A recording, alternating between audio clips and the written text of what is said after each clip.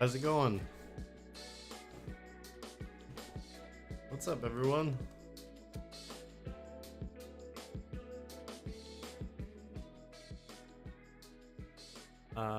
Yeah, it's been one whole year since the last Lightbox, since I met, and everyone here met a bunch of these people, where we all met each other. That's what I'm trying to say. What's up, Carmen? What's up, Dennis? Ali, Shay, Colin, Carmen again.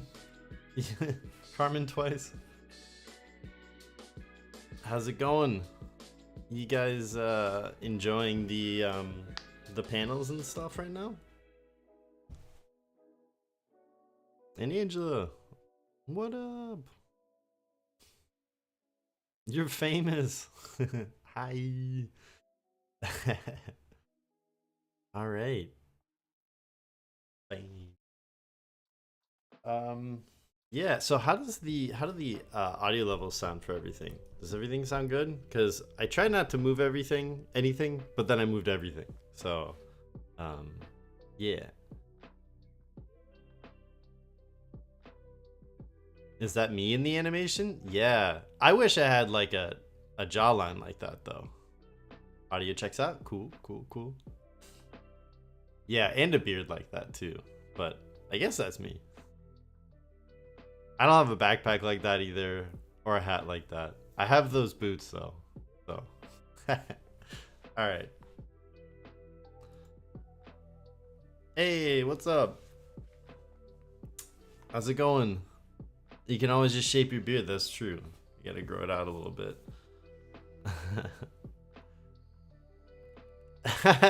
Life hack: just grow a big beard and shape it like you have a jawline. That's good. Joanna? Olivia? What's up? Oliva. I just butchered your name. I'm so sorry. What's up, Alba? Try again. Joanna Oliva. Did I get that right? I'm sorry. What's up, Luna? Molly? How's it going?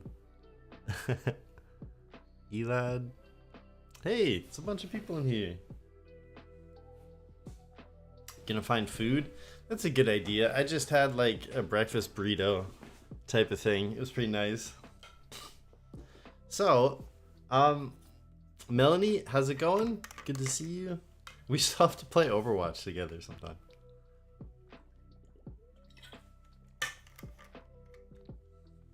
Lunchtime, nice.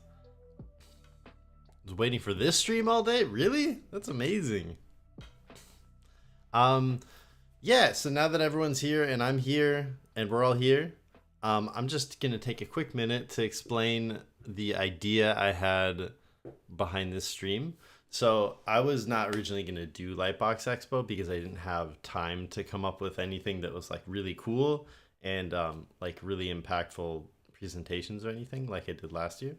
And so I told Bobby I wasn't gonna do it, but then I had a change of heart and I was like, oh man, like I really liked hanging out with everybody. I really liked meeting everybody. I really liked the streams and the community and everything. And so I was like, yeah, I'm gonna do it. Maybe like I can still get in. And I messaged them and they were like, yeah, come on in. And so I came up with this idea for this stream kind of last minute. So it's still like a chill, like hangout space. You can come by the stream, you're waiting for other panels or whatever, just say hi. But I also kind of want to do this animation project just so I have something to do and something to draw on while I'm doing these streams throughout the whole weekend. So it's going to be kind of like 3 days of me working on this thing, and I'm hoping that you guys can help me come up with ideas for or like contribute stuff to this animation project. It'll be like kind of like a collaboration with like with chat and stuff. And then if this all goes really well and it doesn't turn out terrible, then I'll like hire an editor and I'll edit it down to like a tutorial and put that on YouTube so that anyone who's interested can see the process of taking an idea, sketching it out, and then painting it, animating it, compositing it, and making it a real thing. So that was yeah, that was kind of the idea of this whole thing. And I want the whole thing to be very interactive, so please feel free to say stuff. and ask me questions and like just use the chat as much as possible, and also educational. So if you don't understand anything, I will take time to like explain different parts of it, and hopefully all that together actually works.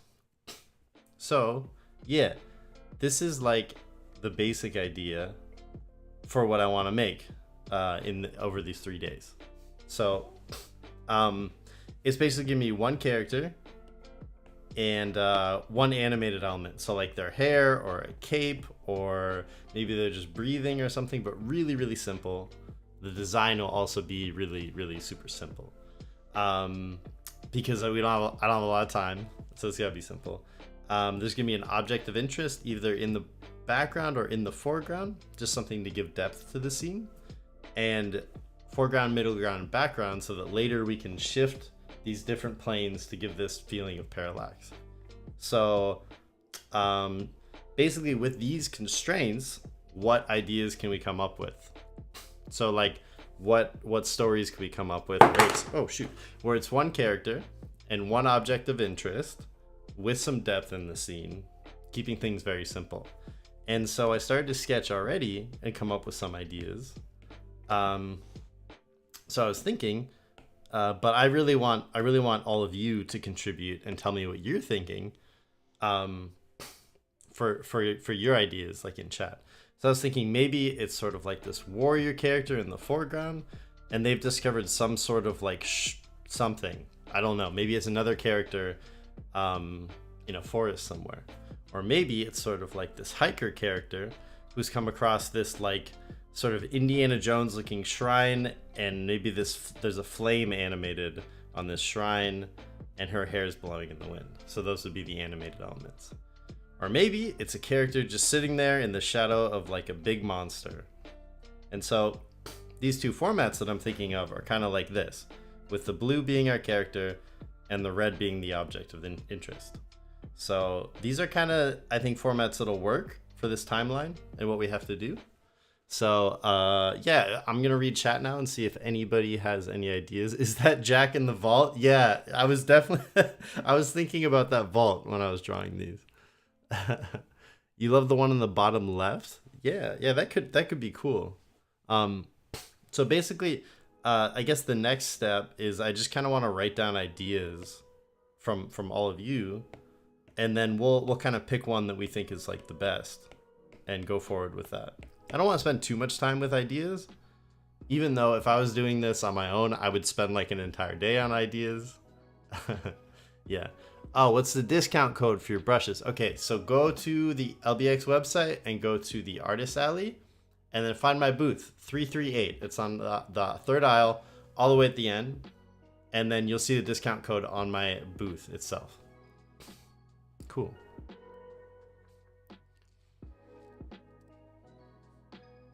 Like the idea of a sprite, like a fairy LBX sprite is so cute. Oh, encountering the LBX sprite. Yeah, I don't know what the LBX sprite looks like. I'll have to look that up. I think that's pretty cool. Okay, so I'm gonna write that down. LBX sprite. So it's like an adventurer that encounters the LBX sprite, but like who comes across the LBX sprite? Would finding the sprite of the LBX cube thing could be very on theme. Yeah, that's true. So who finds the LBX sprite? Is it like an adventurer? Is it like a warrior? Is it like yeah. They find picture book by dog. I'm just gonna put all the things that I want to sell in the scene. Those are like 3 gemstone looking characters. Ara, Gigi, and Bebe. Do they have names? I didn't know that. Magic Girl. Alright, I like Magic Girl. That's cool. Magic Girl could find this sprite. Magic Girl. I don't know. I like that.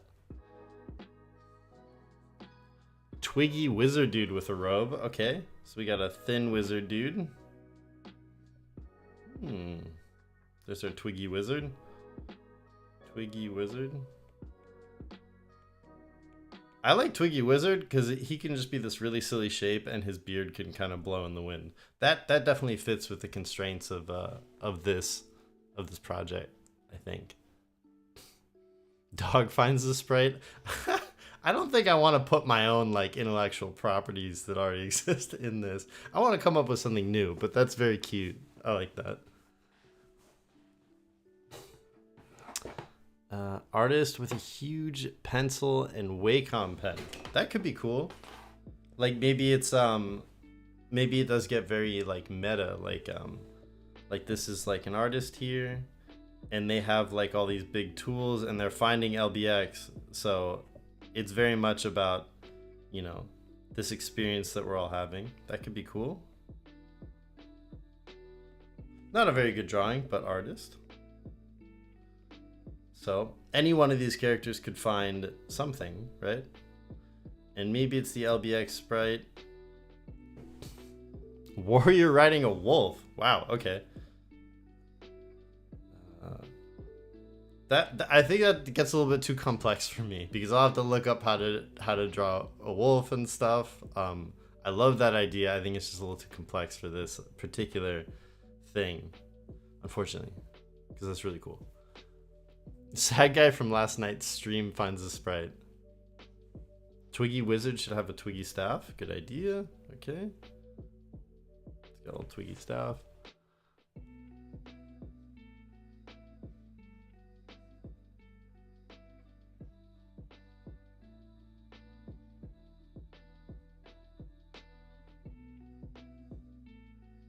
We all love dog. Everyone just wants the dog. What about a zombie covered in flies? I'm really trying to keep it in this format of like a foreground character and a sort of background character. Amazonian. Okay, that's pretty cool.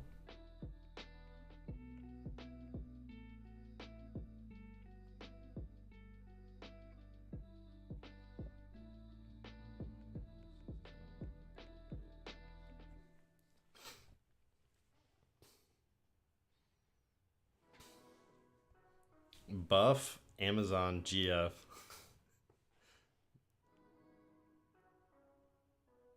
No, I'm glad that you like the pencil brush. That's awesome. I die for a dramatic hen. Dog is also wizard. All right, everyone wants dog, so I'm gonna draw a dog.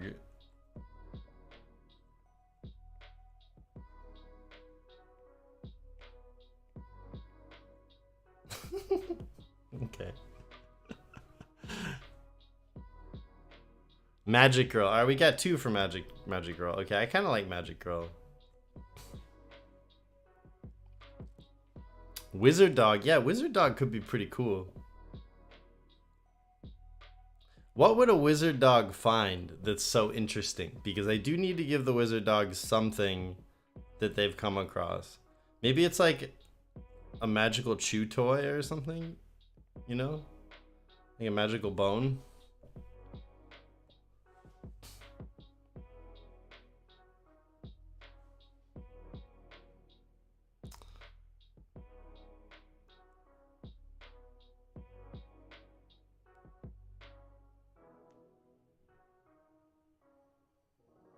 Oh, okay, okay. There's all right, all right. That's actually pretty cool. Magic Girl and Wizard Dog. Okay, so in this scenario, we could have Magic Girl with cool hair flowing around, and she's like maybe holding like a staff or something, and she's found her Wizard Dog right there that she lost in the distance. Right? So that could be a complete composition. It's all magic together. That's pretty cool. Wizard Dog is actually her mentor. Oh, okay, so Wizard Dog is like wise. Wizard Dog sitting on the throne. Okay. Wise Wizard Dog.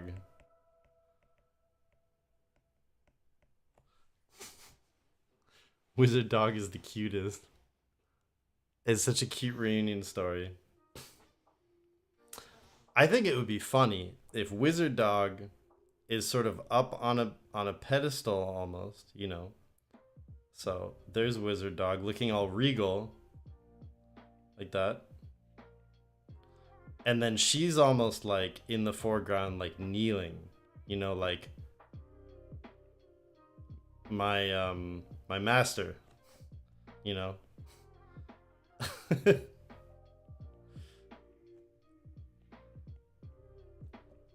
Because that could be really like silly.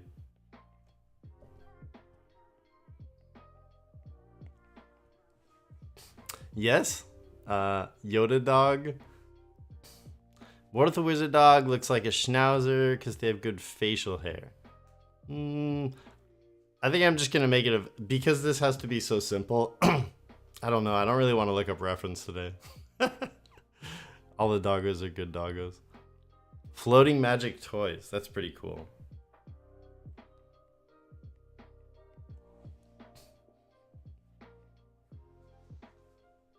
Okay, cool.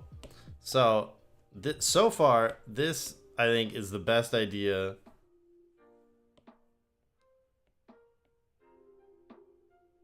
that we have.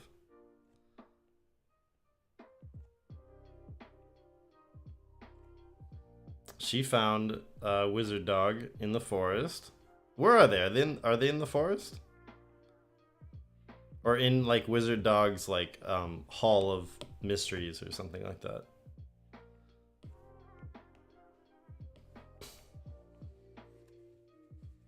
Not wanting to look up reference for project is such a mood. I always look up reference for projects. I just, because of the technical aspect of streaming right now, I would normally look at reference over here on my computer, and you can't really see that, so.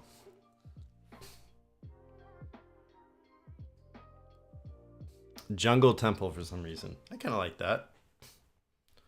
Jungle Temple.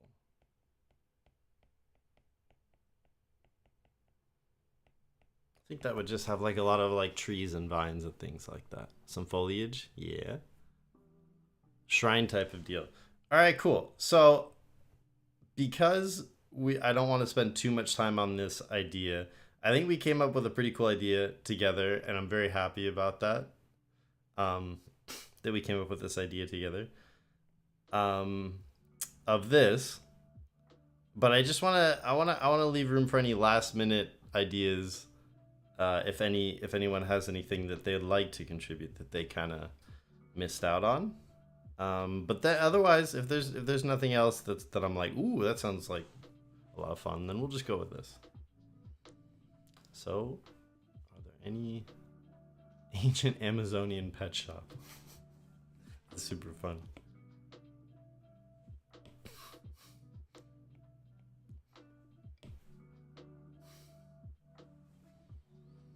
All right, yeah, it looks like there's no other ideas, so let's just go with this.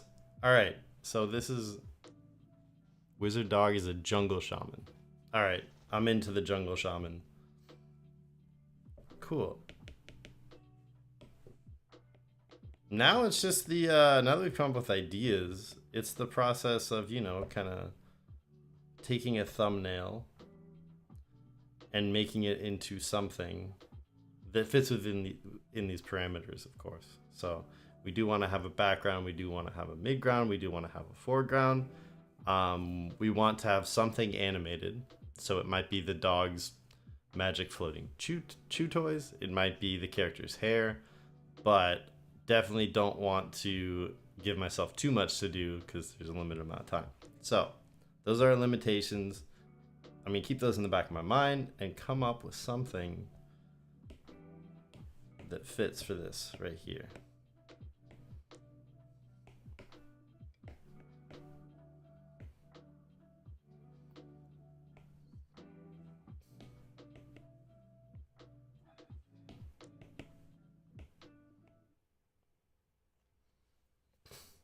I wonder if I should work in this sort of widescreen format or if I should keep it like iPad resolution.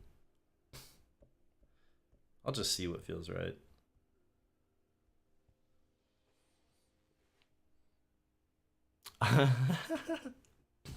Gee, I wonder where we can acquire the super cool pencil brush Michael is using for this awesome animation. Oh yeah, I don't know. Oh, well, but there is a link at the top of the chat that you can yeah, if you do want to check out my brushes, they're in the top of the chat. There's a link. Cool. So I think I want to keep the perspective pretty low.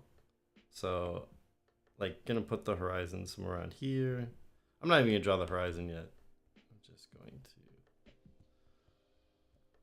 put dog somewhere right here.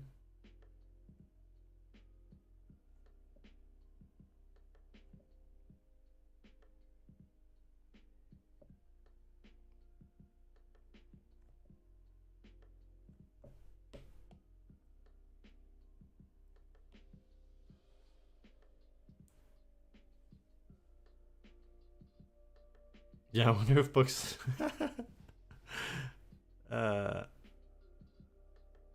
there any kind of free brushes?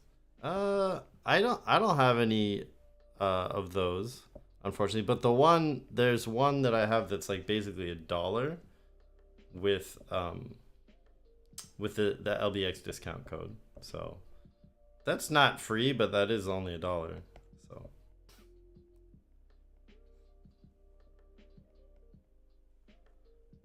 all right, so there's a dog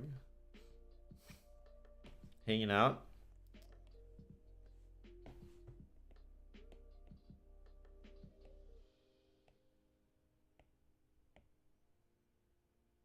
I'll put him back up there. So this is the dog altar. Maybe it's almost like a dog like throne chair type of thing, you know?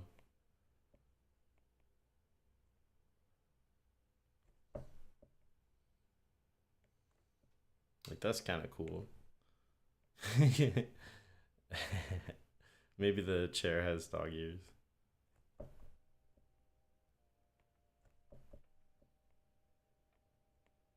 Kind of looks like cat ears though. We'll work something out there later.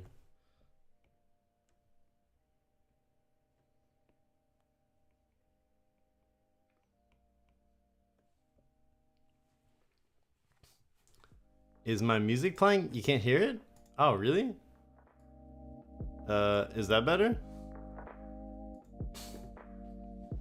I love how the dog is looking up. Well, he's very regal, you know. He's the head mage dog. So he sort of carries himself like this. Yes. I know quite a bit about dog magic. That's kind of what he might say. Because he does. And then we have our character here. We can hear it quietly. Oh, okay. It's a little better now. All right, let me turn it up a little more. All right, is that good? I do have it pretty quiet for myself too. Some excellent voice acting? Yeah, let's do it. Now, this character kneeling, I'm not sure about this, just because it's hard to draw. And I'm feeling lazy. But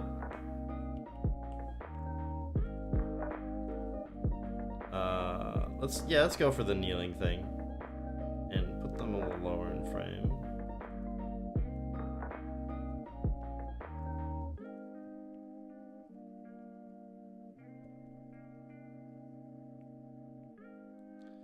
What would be a sort of like, you know, a pose that would show like reverence? Maybe I need to get up and make a fool out of myself and like go do a pose in the background. I think I'll do that. Can you still see?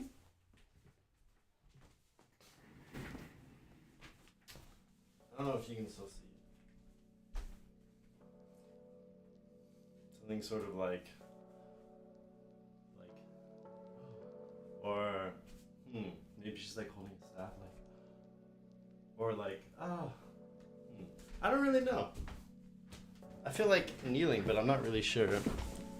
I'm not really sure what exactly is gonna go on here.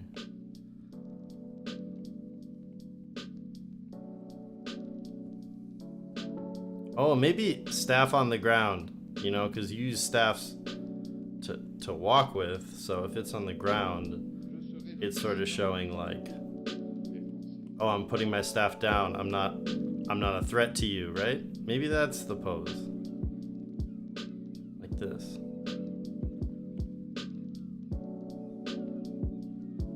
That could be cool, right? Let me see if anyone has any ideas. One knee down, one hand on chest. Oh, that's a pretty good idea. I like that too. Okay, maybe I'll move this up here and redraw it. See which one I like better. So just so I don't lose it. Kneeling down. One hand on chest. So like this. How do we show that? Oh my.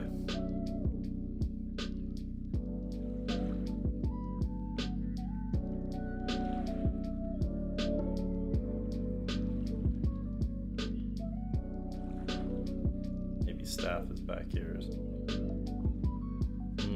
Sort of looks like they're doing the Pledge of Allegiance or something. I think I'm not sure that I executed that super well, but I think I'm gonna go back to the staff on the ground.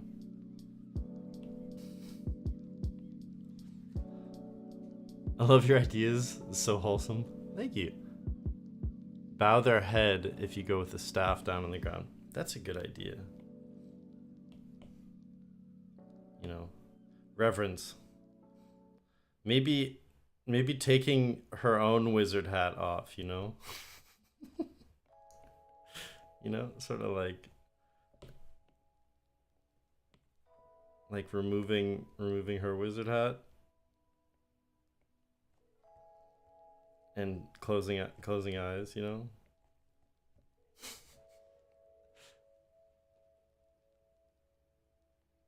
Very wholesome. Or she could be bowing with her head down and lifting the staff up to the dog like an offering. That's a really good idea. That's a good idea. That would be very clear too, so I like that. Let me try doing a quick little pose up here.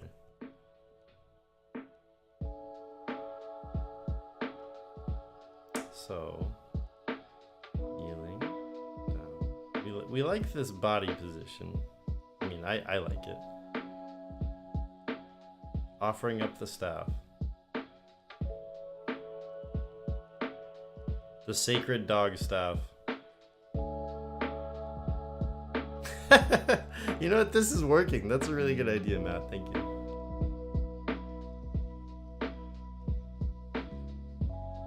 What do you think? Which pose is better, everyone? We got hat off, staff down as A, and then we got offering staff as B. Bone offering?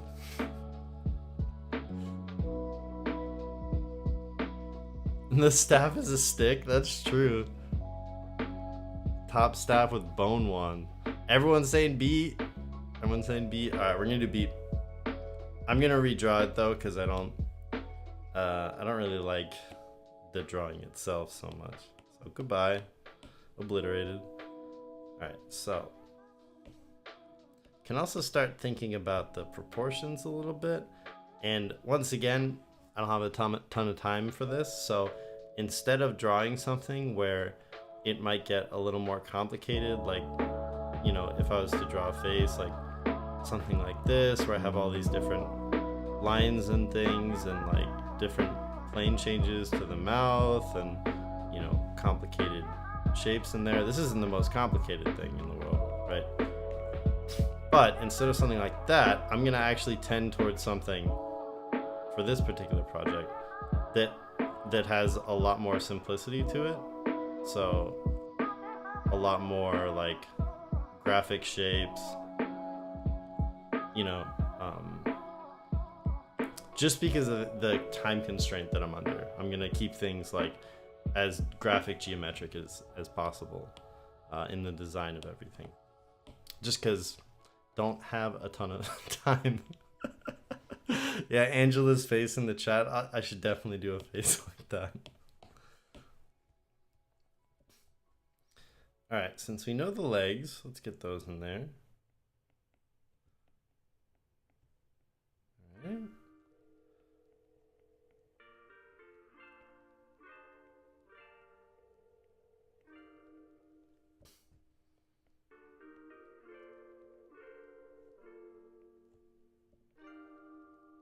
Head down. I think the head could be a little bit exaggerated big just for this style. The legs could be a little bit exaggerated small, I think.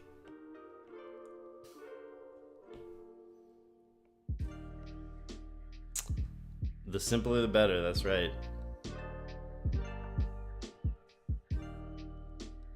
And hands out. We need to make sure that there's lots of readability in this area. So let me just put the hands in first, and then I'll figure out how long the arms are afterwards. So these are the hands holding the thing. Like this. And this is the space we have to read whatever this staff is. So, hands first, arms we'll figure out after.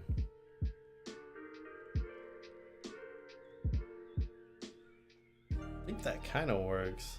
A little wonky anatomy-wise.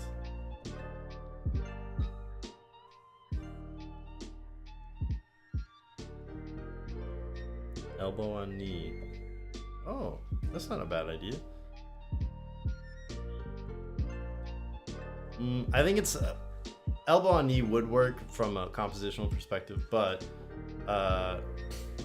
offering something. This doesn't look like offering as much as this gesture looks like offering. You know, like if you extend your hands out, it reads a lot clearer as offering for a very simple and clear pose. But that's not a bad idea compositionally. It's a very good idea compositionally. Maybe something sort of like that.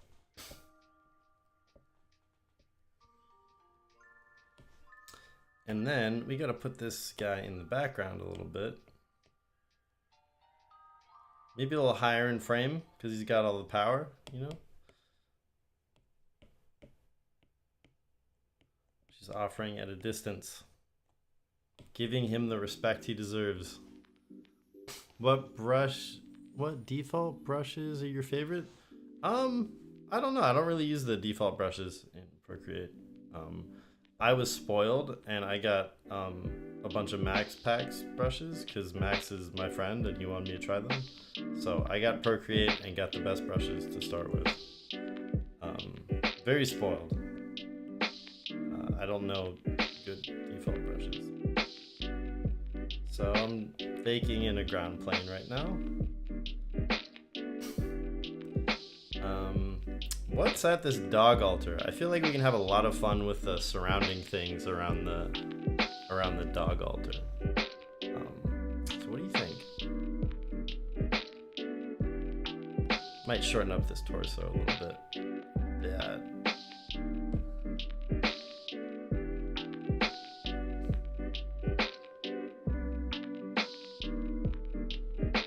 A bone statue. That's cool. I feel like we kind of want some steps or something, maybe going up like this, so you can approach the dog. Maybe it's like one of those ramps for short dogs. You know what I'm talking about?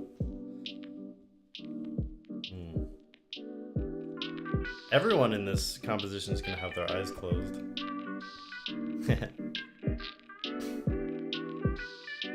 Now I'm wondering, should the element be her hair blowing in the wind that we're gonna animate? Should it be this? Or should it be like maybe magical like dog flames? Or both? A pile of offerings to the dog wizard. That's a good idea.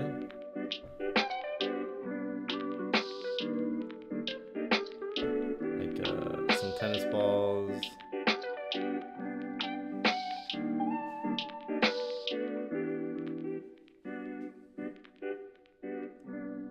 Maybe there's like a sword there for no reason, like a very like Adventure Time type of thing.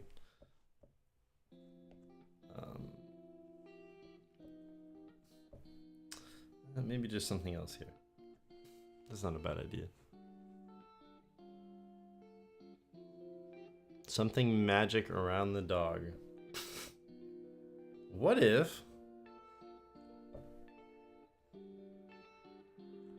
What if he's holding out his paw? Anatomically, I don't know how this would work for a dog.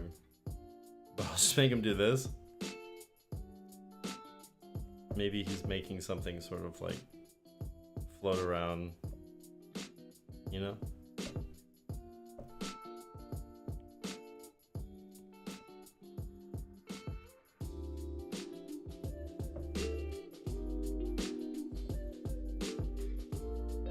The paw. Floating tennis ball. Okay.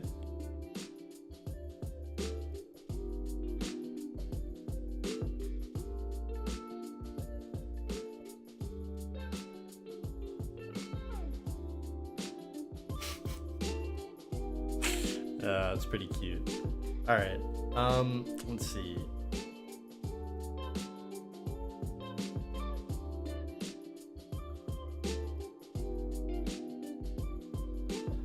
I feel like this would actually be cool with like weird like dog, like almost like gargoyle things to make it look like very serious.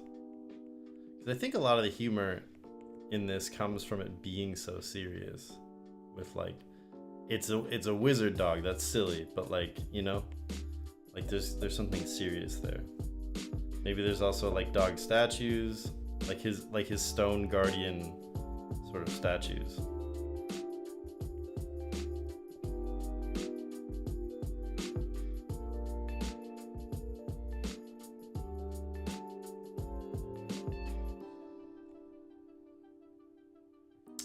If that's gonna be there and there's a symmetrical one on the other side, it's gotta be over a little bit.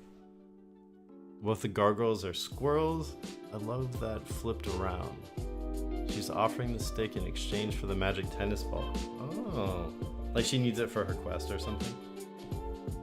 Put this up so I have more room for my statue.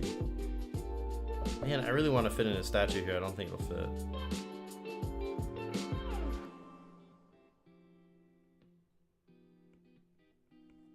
These are his guardians, like his stone guardians. That's cool. And then I need to fill out the space with a little bit of something. I don't know.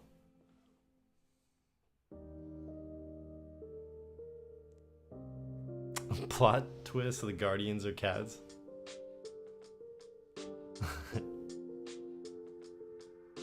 It's funny because the squirrels get dead. Isn't that from Up? Like, don't they say that?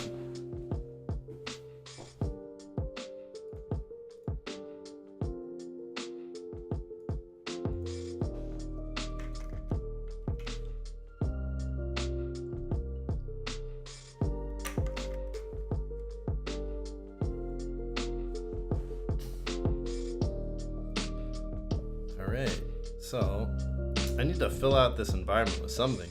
So I think that's what I'm going to focus on right now. Is I just wonder if maybe there doesn't need to be all this extra space on the top and bottom, you know, like maybe I can make this more of like a cinematic crop.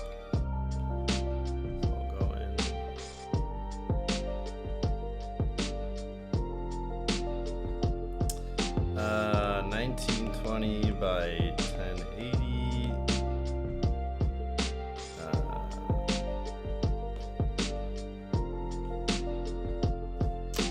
2160? 2160. How many layers do I have? 97 layers. Oh, that's great. Okay, cool.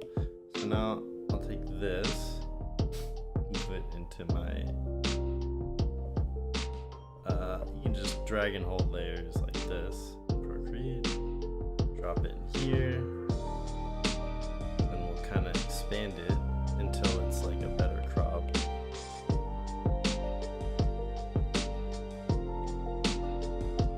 Yeah, see, that's feeling like a lot less wasted space. Do you stream outside of Lightbox? I have a little bit, but I never really find like the time or the energy to do it too frequently outside of Lightbox. But I was thinking about it. I'm usually doing like freelance stuff, so you know, it's hard to also stream and stuff. We do yeah, we do sometimes do live streams and hangouts on the Discord, so that's fun, but those are pretty random too. So cool, we got a pretty cool composition, and maybe there are like trees and stuff, you know, sort of surrounding this place, and like vines, you know, could be cool.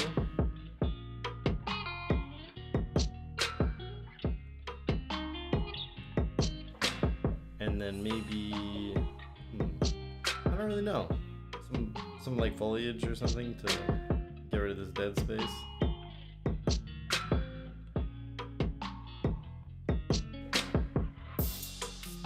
Some kind of element here. I'm not sure what. Maybe more trees.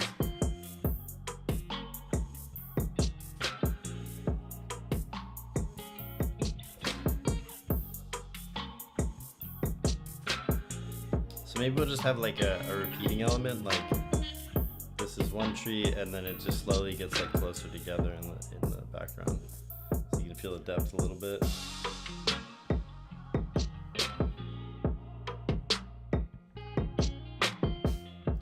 So I guess this like bush element is our foreground.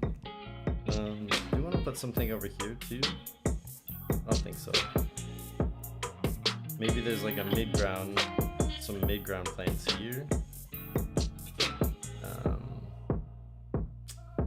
I want to make sure that we still have that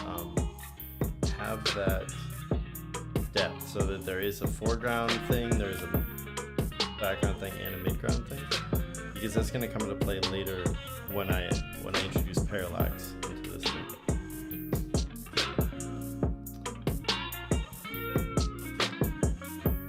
Gotta figure out what is in the sort of mid-ground here, and maybe push him even further into background.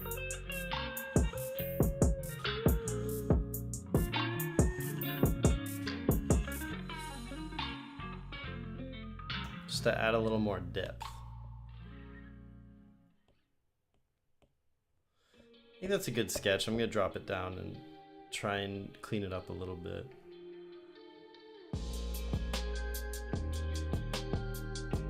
Absolutely needs ferns, that's true. Maybe Capric, the mushroom, is going to make an appearance.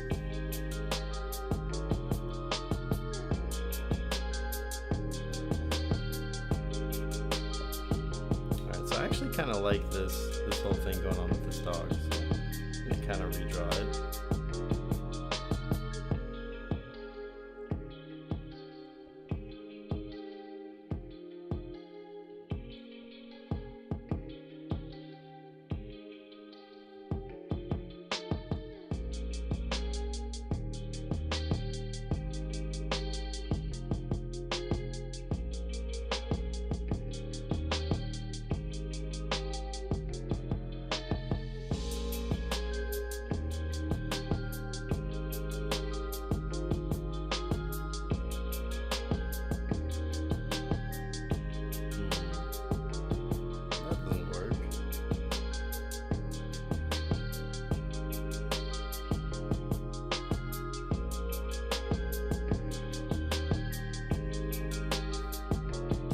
And then the fabled tennis ball, the glowing tennis ball of light. Maybe these are like magical shapes around it.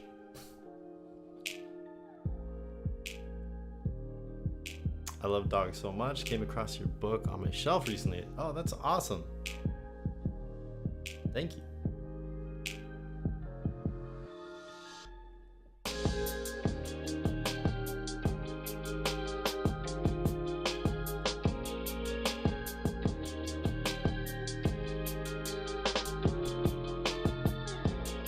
That's his altar thing.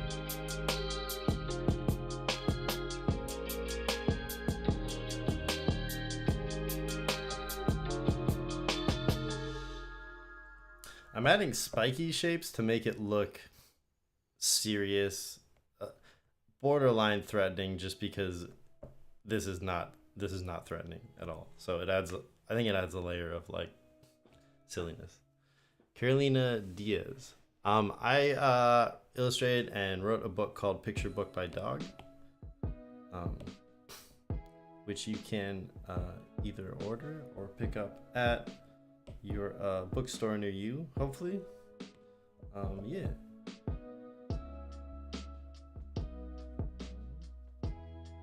Two, three. Maybe vary up that shape a little bit so that there's a difference. This is the dog altar.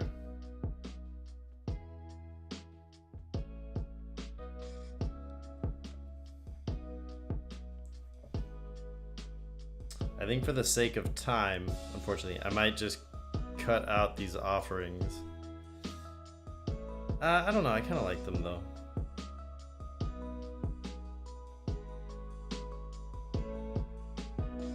They're not too complicated, it's fine, I'll leave them in. And then what else? Maybe if there's like a dog bed right here. That's like filled with gold. And like gems and stuff.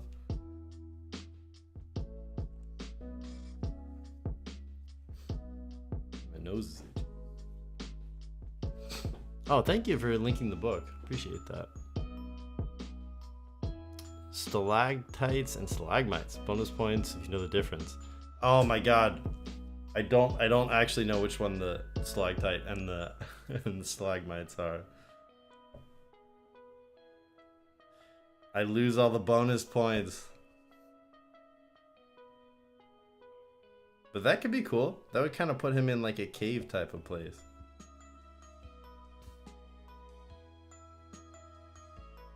How is it not following you on IG? I also just bought your book. Oh, thank you so much. I really appreciate that.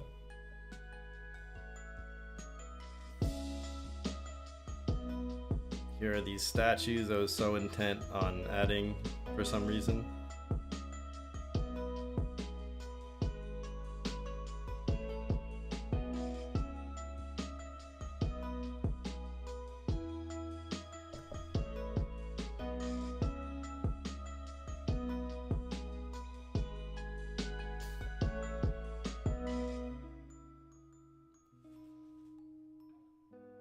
Stalactites hold tight. Oh, that's very useful. Thank you, Tom. Also, Tom Booth, everybody.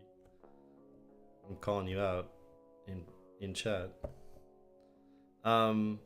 Stalactites hold tight. Should this be in a cave now? Tom, I was originally thinking like it's in a forest, but a cave might be a little bit easier to figure out. A little bit simpler.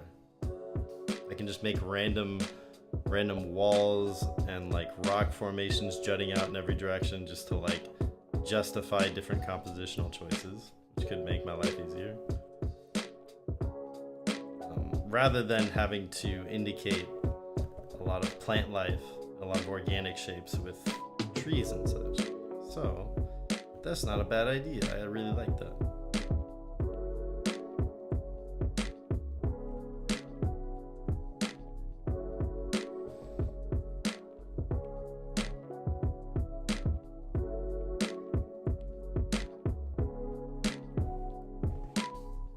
I came late. I know the setting. Forgive me. It's not a bad idea, though.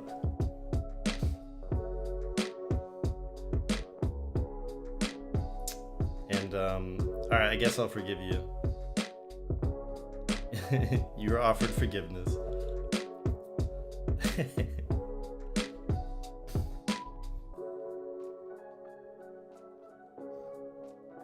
Cave could be cool because we could have maybe more storytelling with putting, I mean, we could do this in the forest too, but instead of like random trees and bushes and stuff, like I could have like a treasure chest right here in the foreground, you know, which, so like he's been offered more things than just what you see in the background. It's like overflowing with gold and stuff. So that could be an opportunity for more storytelling. Put that in the foreground. So that's What else is in the foreground here? Can you guys help me out a little bit? Like, if this is a treasure chest, what else? What else are we gonna put in there?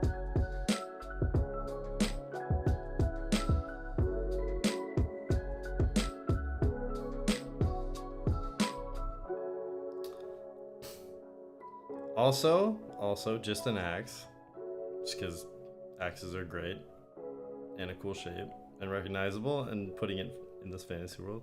So there's just an axe stuck in the side of the treasure chest.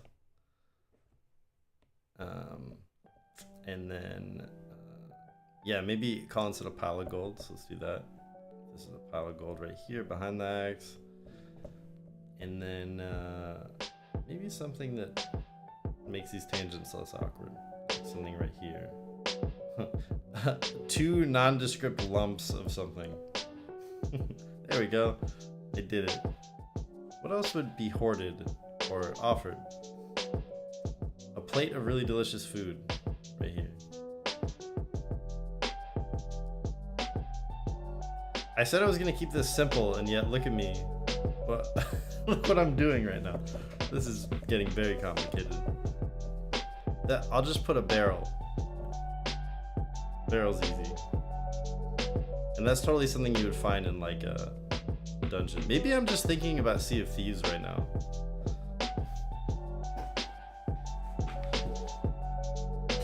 Pirate flashbacks. Yeah, this is starting to feel like Sea of Thieves. Alright, now I really want to get this character down. So she's gonna have a big head, just because that's the style. Mostly circular, I think. It's hard to draw circles. I don't know if you all know this, but it's actually impossible for anyone to draw a circle. Alright, so that simple sort of like cute shape might be good. Eyes closed. And then we'll have the hair is responding to the magic, the awesomeness of the dog. So it's sort of being blown back a little bit.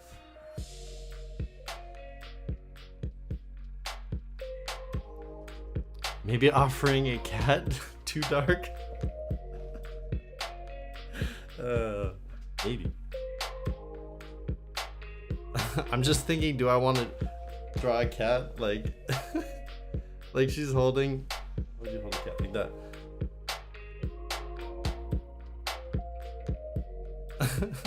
So it's just sort of like very long cat.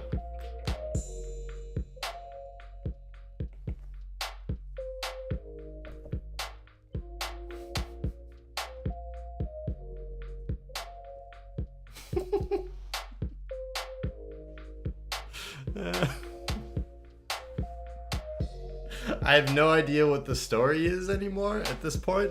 Like, is she offering the cat for the dog to eat, or is this a new like pet or servant, or like what is, I don't know what the story is anymore, but I do think it's very silly to put a cat here, and I'm not against it.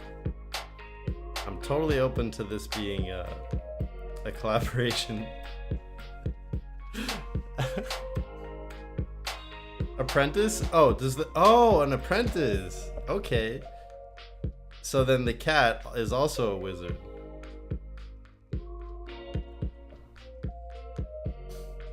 Right? Does that seem dark still if the cat has a wizard hat? It's like the cat and the dog are gonna now be a cat prentice. Yeah, exactly. A cat prentice. I don't know. Does it seem dark like that? I don't really want it to be dark. You're a wizard, fuck.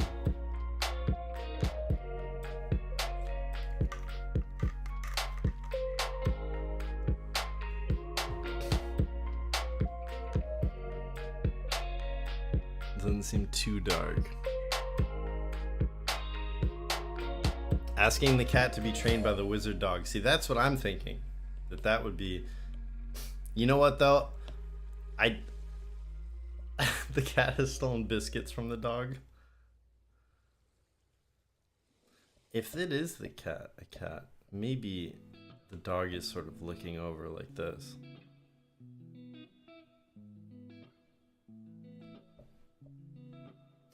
You know? I don't know what that means, but the dog's like, I got my eye on you.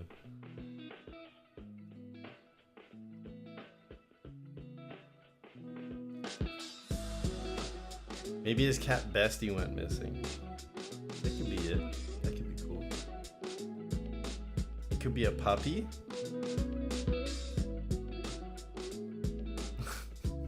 You legit burst out laughing at that one? At which one? Oh, I might need to take like a moment to stop drawing because I'm kind of getting stumped on what to do here.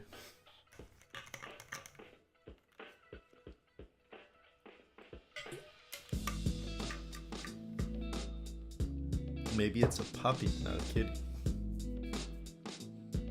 It could be a puppy. Not a bad idea. Let me put kitty over here for a sec. Just floating in space. Actually, maybe over here. So, if it's a puppy, kind of the same kind of posture, right? Maybe a little more, less loose.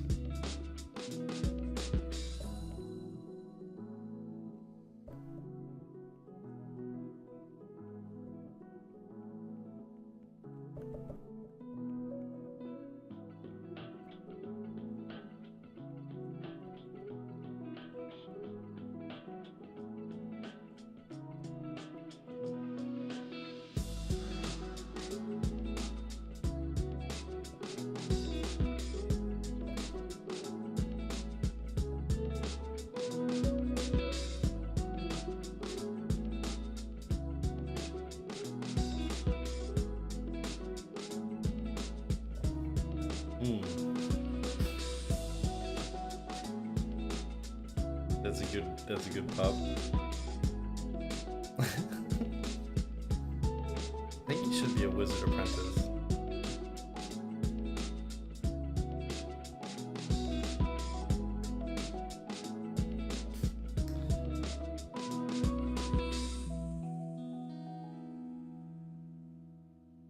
You know what though? I just realized I don't want to like this dog. This is gonna be an animation, right?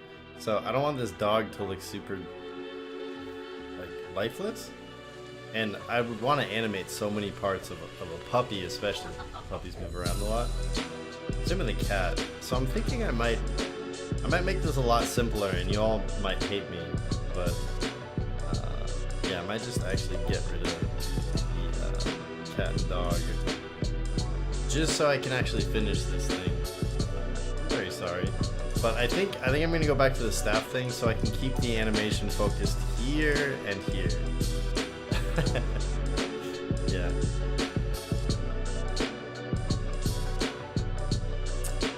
I just realized what I was trying to do, which is actually make an animation later, so.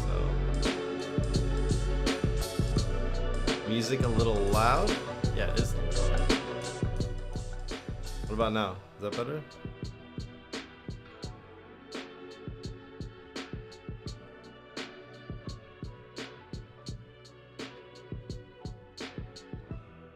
We have proof that you entertain the idea, that's right.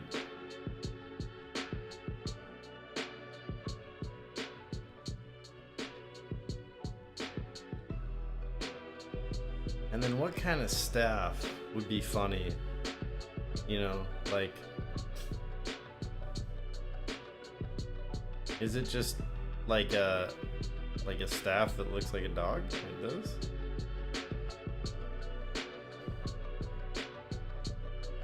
The ancient dog staff?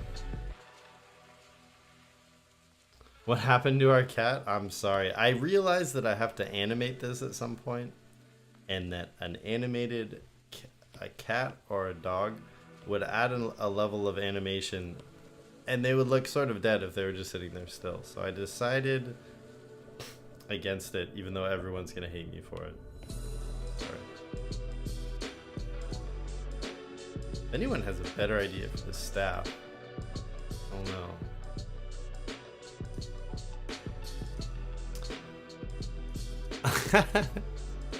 Staff with drool all over it.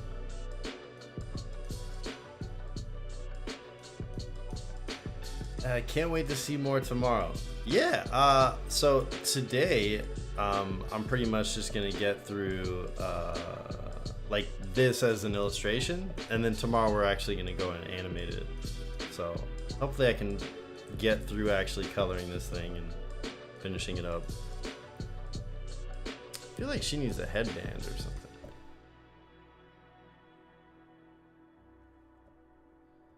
I don't know why. That's just cool, having a headband.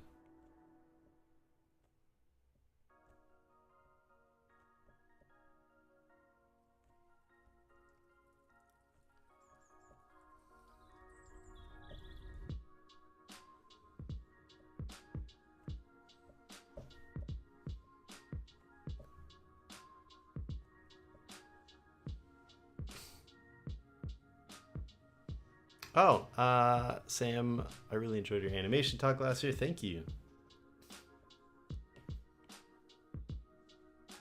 Yeah, I was telling the chat earlier, I didn't necessarily have time to like put together a whole talk for this year, but I wanted to do something that was still like that I could still put together in the time I had. So this is kind of the where we're at. Well, I guess it could be funny if it was just a stick, right? Like it's actually just a branch with like a leaf. You know, it's like she's literally just offering him a stick. Like there's all this gold around and she's giving him a stick. Like that's kind of funny, right?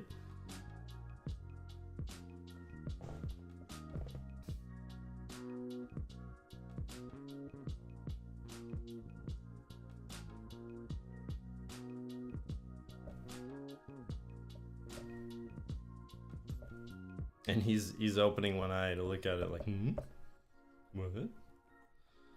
Stick? That's amazing. That's what dogs do, you know? Dogs and cats. You give them like the nicest toys, and then they just want to chew on like a box or like a stick. You know? Why are they like that?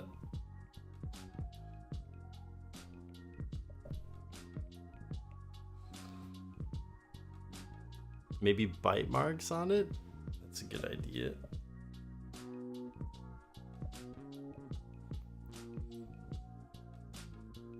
Cardboard boxes are super fun. I remember when I was little, I used to hang out and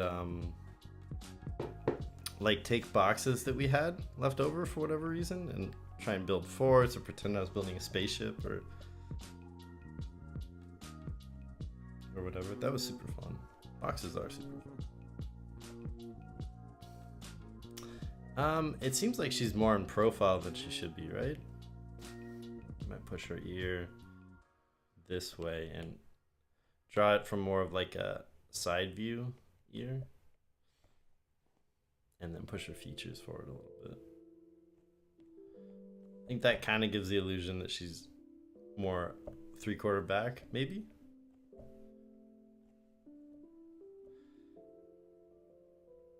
Same with shortening this.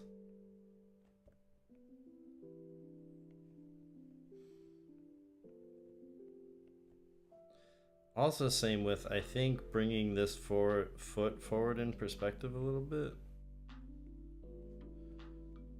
No, it doesn't look good. Never mind.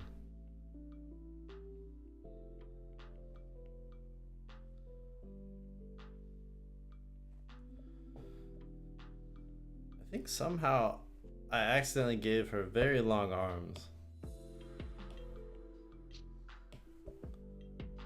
Flip this, see what's going on. Maybe to just fix the long arms, I'll just make the rest of her bigger. I'm too lazy to. There we go. I kind of did it. Both knees down? It's not a bad idea. I think she'd lose her balance like that. I'd have to redraw everything, so I might stick to this. Gonna give her sort of like this like warriors kind of thing right here.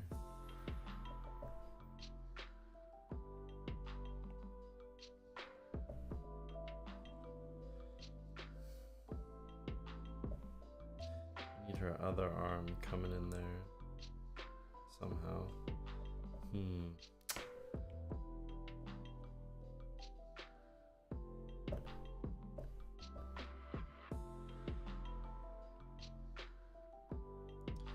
Gotta figure out how to make this arm work.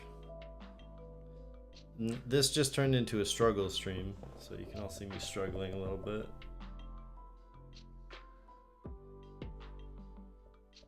That kind of works, but now it looks like it's too short.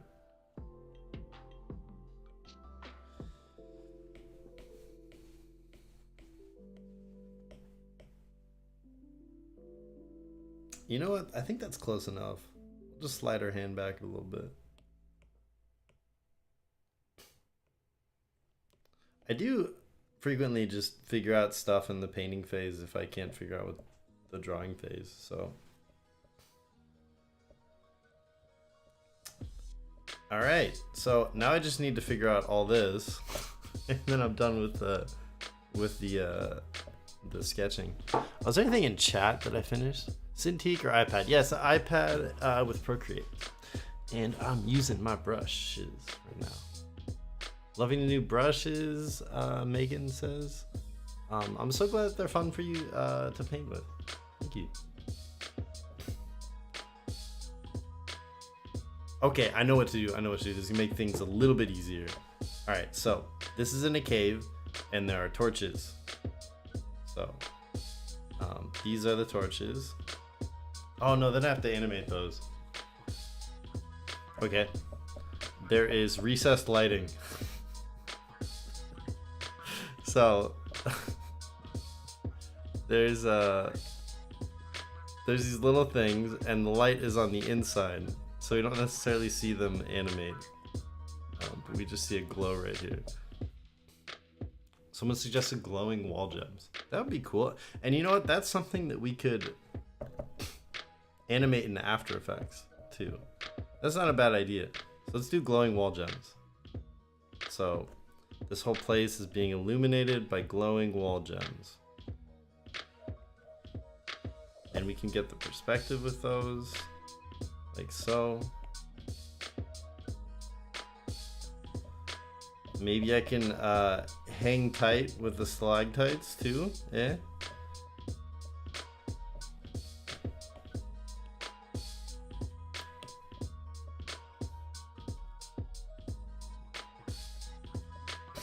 I like glowing wall gems. This is a good idea. So those are diamonds, so maybe the next ones are sort of like circular? Like the next tier up. Something kind of like that could be cool. This is looking very fancy now. This is a fancy dog cave. Okay, I think this is working pretty well. Maybe this is where the cave floor meets the cave wall.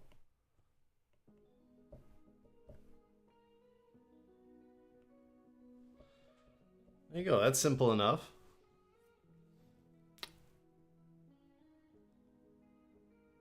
It should be fancy. He's a Magic King dog. That's true. It should be very fancy. Maybe I'll just come in with a little bit more cave wall coming down right here. And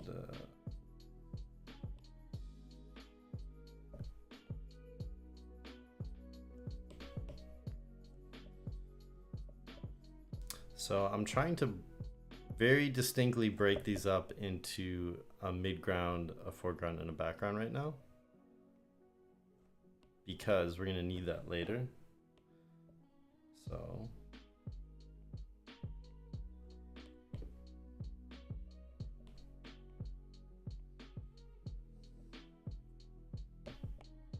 Oh, that's fine right there.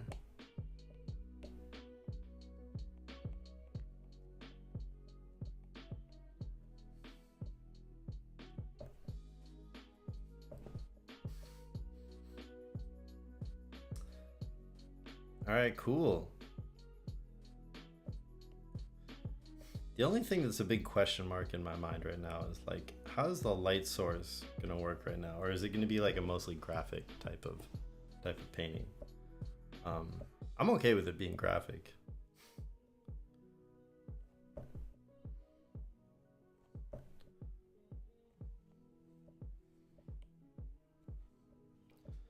Okay, I think that's a pretty good sketch. Is anything feeling off to anyone at all? I think it needs to be rotated slightly. Like this.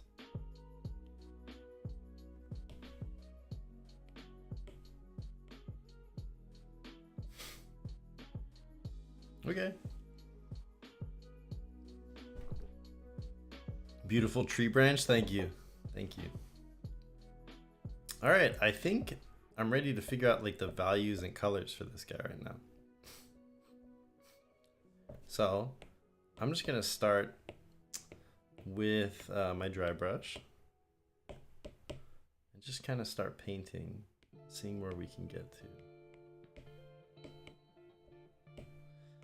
I think we basically just need a light and dark like value design. Cave skylighting. That's a very good idea. Might try that. So I'm gonna start off with a middle as my dark color. I'm gonna set my drawing layer to multiply.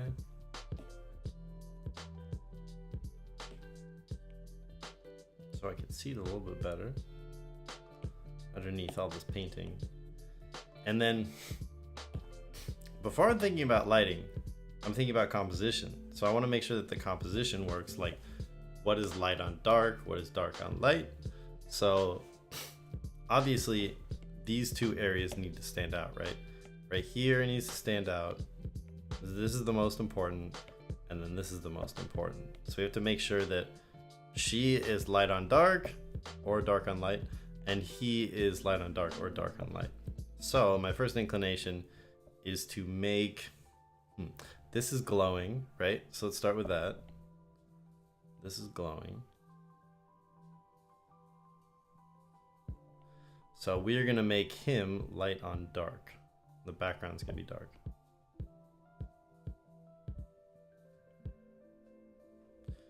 Because that very much serves the story that we're trying to tell.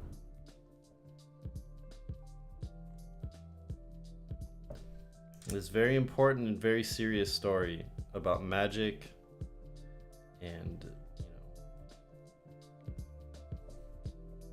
being a dog.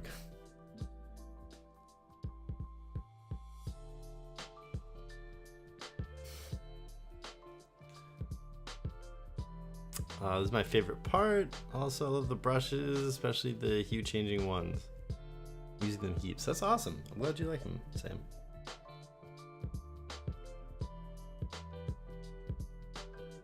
Alright, so dog's light, and then maybe maybe this whole throne area is kind of light too, and then behind it it's dark. What do you guys think about these compositional ideas here?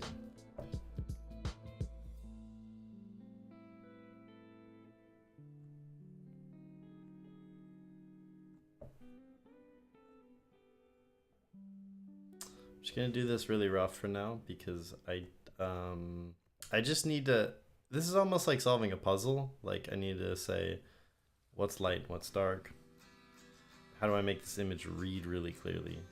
And it does not at this stage have to be something that is in any way finished or like the actual layers I'm gonna use.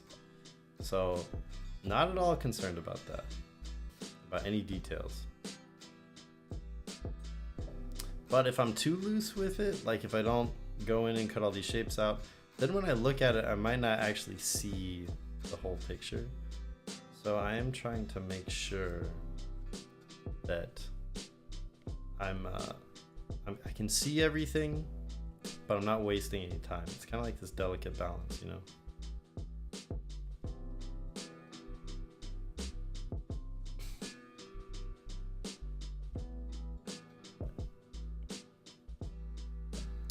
And now that I've cut him out, I don't need this selection anymore.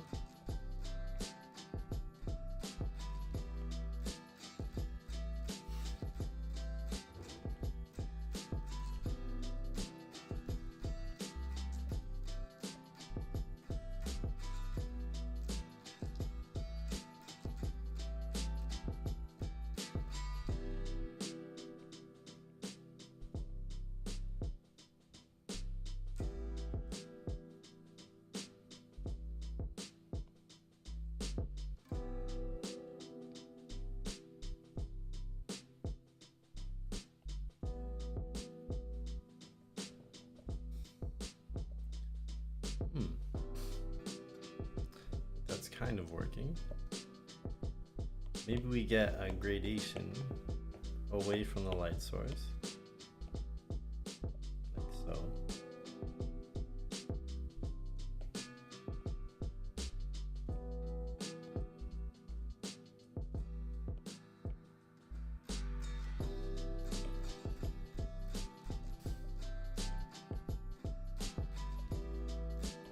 Something kind of like that.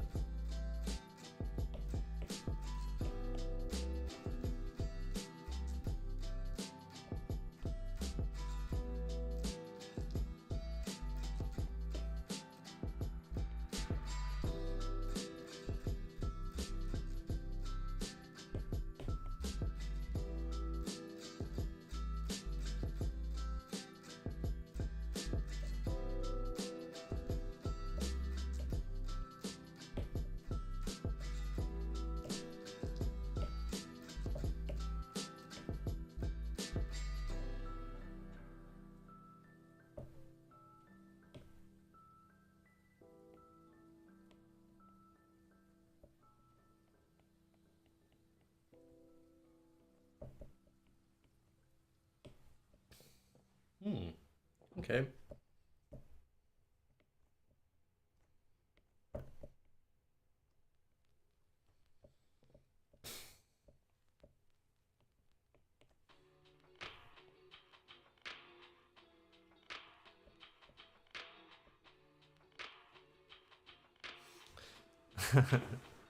This is so nice, it makes me want to cry.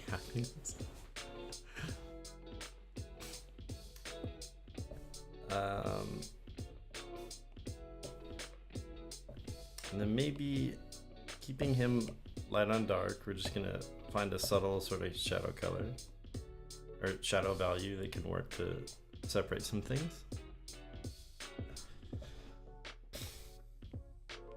Oh, I didn't mean to delete that layer, whoops.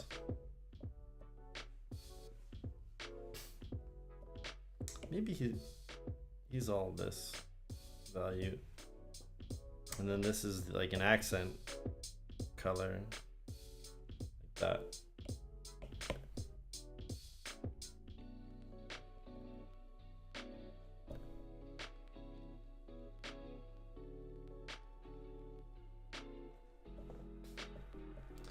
There we go, that's sort of working now.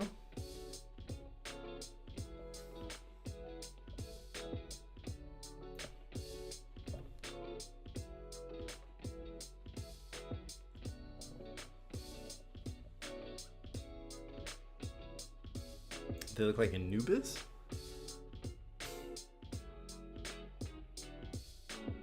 Yeah, I guess a little bit. So cool to see real time. Ah, I'm glad that it is cool to see. I think maybe these foreground things can be dark since the light source is with the doggo. All right. Cool.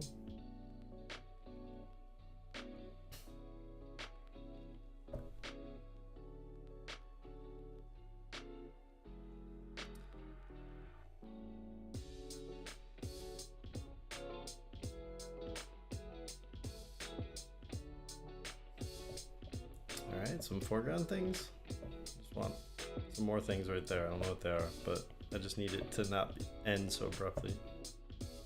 And then for her, how do we make her stand out a little bit better? Maybe she's just light for no reason over here.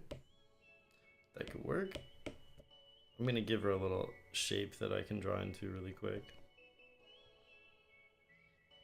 I always do super rough stage like color blocking like this, just to figure stuff out.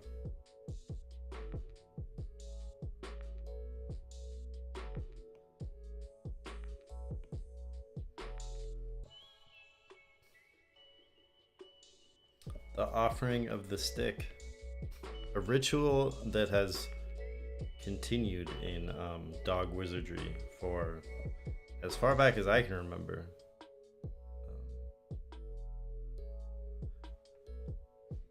Would she be backlit from the cave entrance? That's a very good idea. She might be.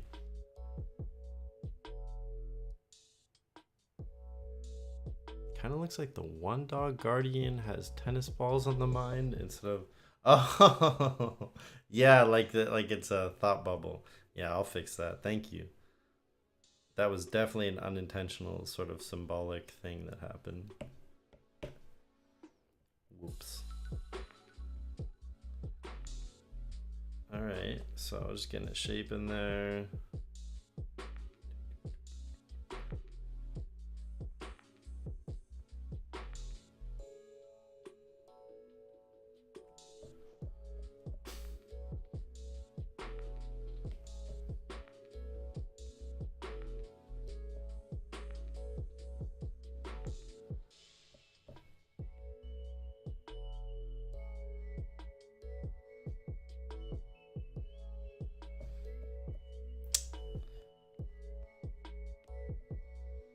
So this will just give me a nice quick silhouette to paint into, so I can figure out what the value structure should be for her.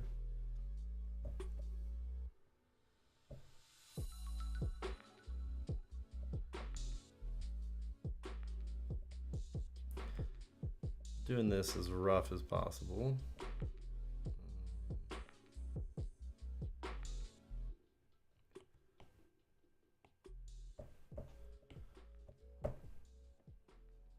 Alright, cool.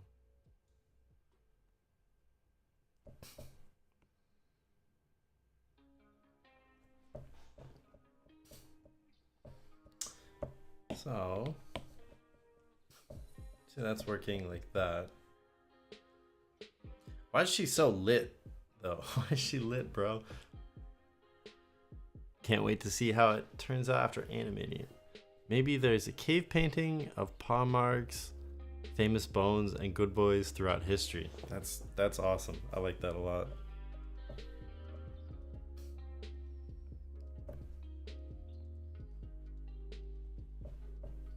Maybe the jewels should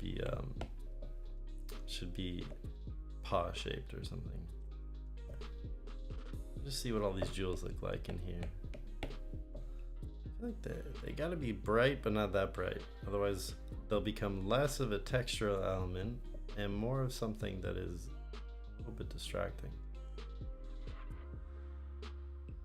Well, she can also definitely be illuminated by these jewels. There can be a sort of ambient illumination that's happening, which would just sort of have like an ambient occlusion kind of effect.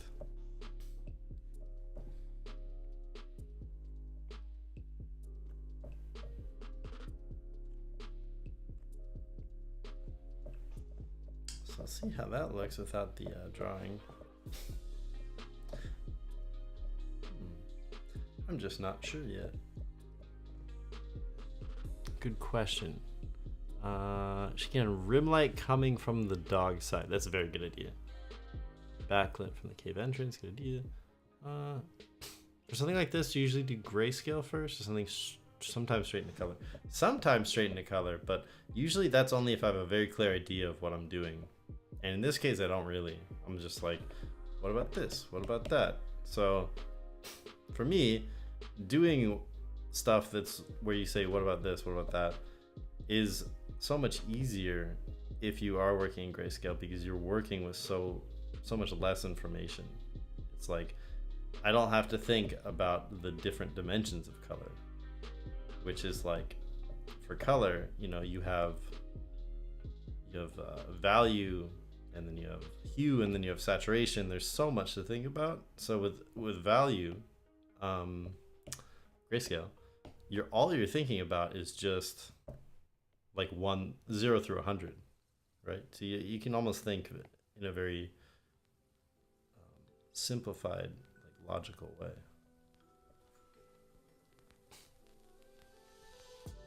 How do you have your iPad set up? Yeah, I can show you. It looks like this. It's on this very wonky kind of table that I built. So it is the stand from Elevation Labs and this iPad cover that doesn't work anymore that I'm just leaning the stand up against, and then a monitor riser underneath. And then I don't use a keyboard in addition. I've never set that up, although that sounds pretty cool. That might be something that I do in the future.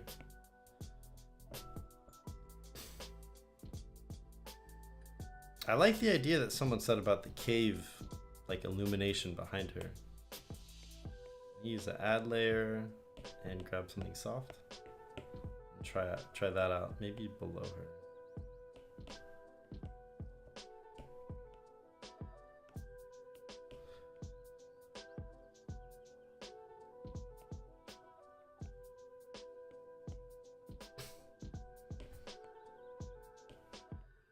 Oh, that's my pencil brush. And then I'm gonna erase it with a dry brush, just because why not?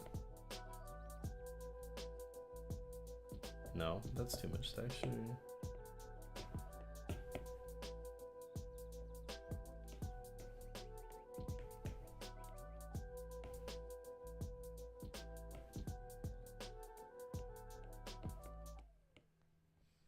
So now there is like light coming in from behind her, sort of.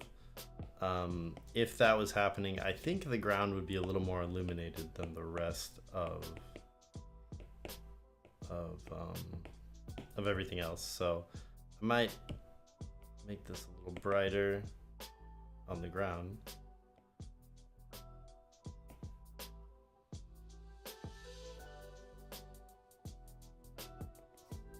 I might even make this cave wall a little bit darker over here, like this, but just slightly lighter. So that the light is hitting the ground more than it's hitting this wall, I think. Maybe. But see, now I'm losing her a little bit. So maybe she's got to go darker.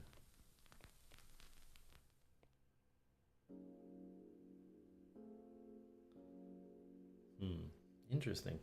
I think I put myself in a corner here.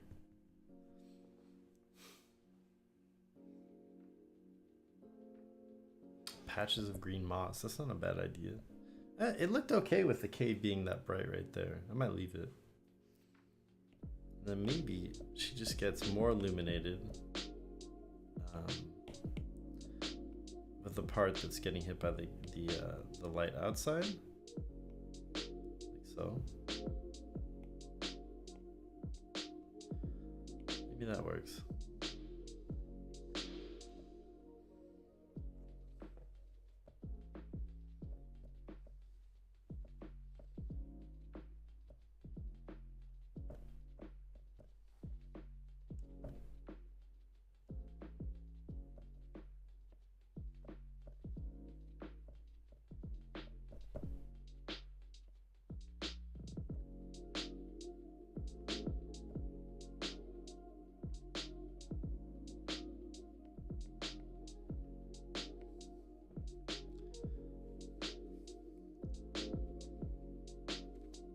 It's almost working. There's something that's a little off right here. I think it's maybe she needs to be more contrasty.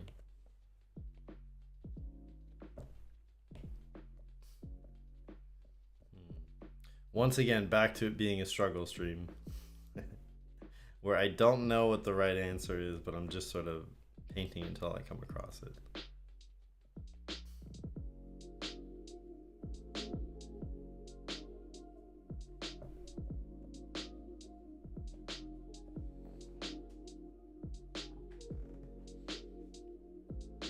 I'm gonna head out, Michael Relth. All right, Angela, I'll see you later.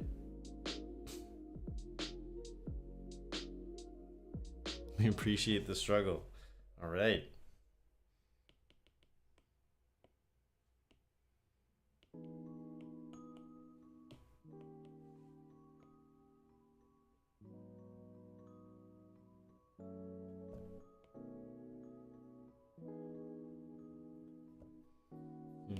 I think maybe the light coming in behind her is not going to work.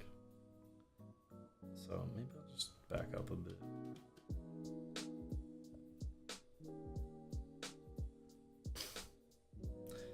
I could just make no sense what's like. It's just she's just that value because she is.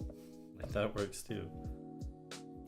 She's got a little bit of rim from the dog wizard. I think that makes it more intentional overall. So I'll just stick with that. Luna, I have to go, but I can't wait to see how progress goes. Love how it's going. Thank you. All right. Well, thanks for hanging out. Yeah, I think I've got another like half an hour left before I figure this thing out. So, but yeah, hope you guys enjoy whatever other panels you're checking out. What's everyone going to see right now? Or what are you looking forward to see?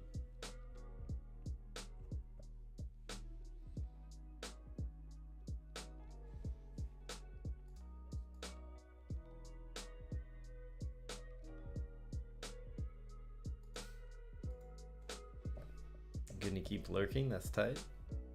Feel free to lurk away.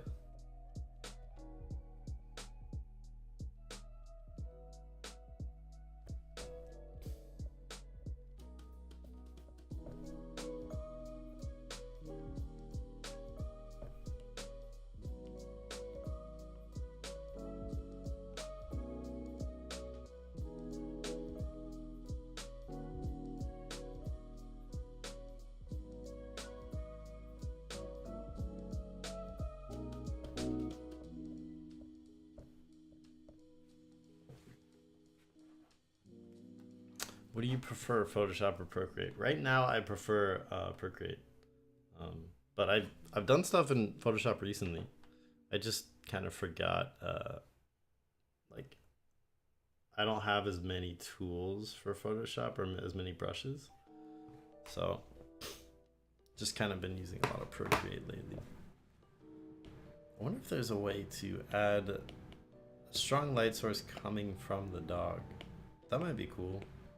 Maybe that's the ticket.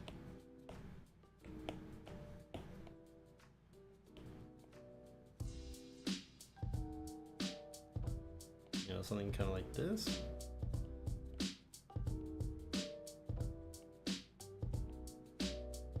That I can then erase out to like get shadows on the ground. Maybe that's it.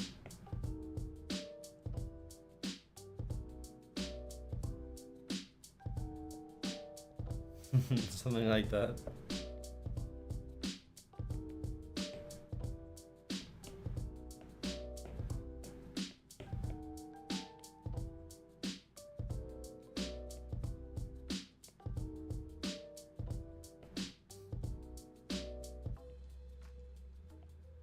I think that's working pretty well now.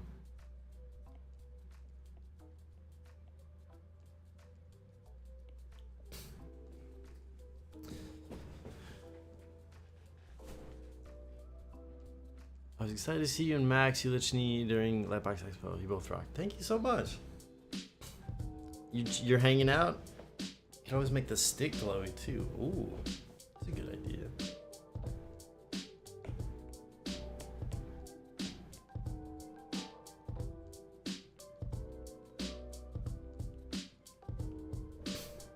There we go. I think this is the ticket. Glowing gems.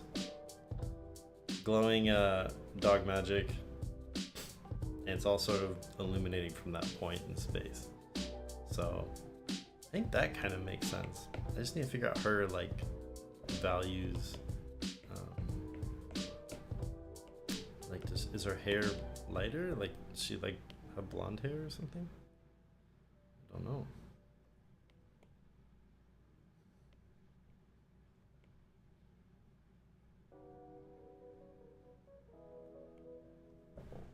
That looks pretty cool. Her with lighter hair. What do y'all think?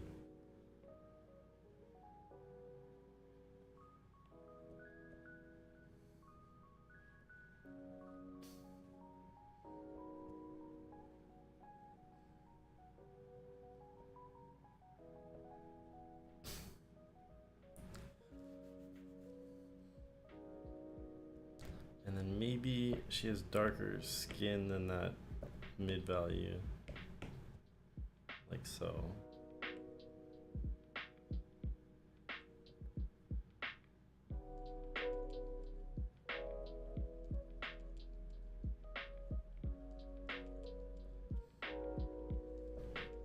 How's that look?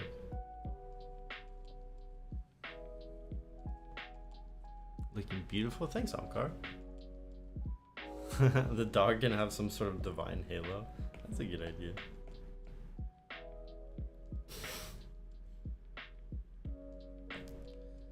Maybe more of this sort of hair color for her armor and stuff.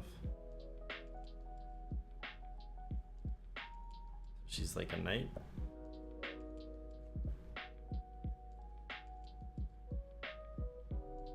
Kind of sectional armor stuff.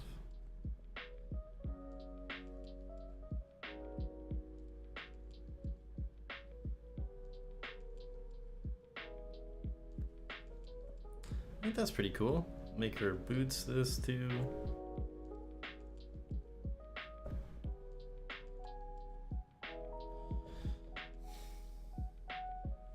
I think we've mostly figured it out now, in my opinion. I think maybe I just need to extend the ground plane this way a little bit more.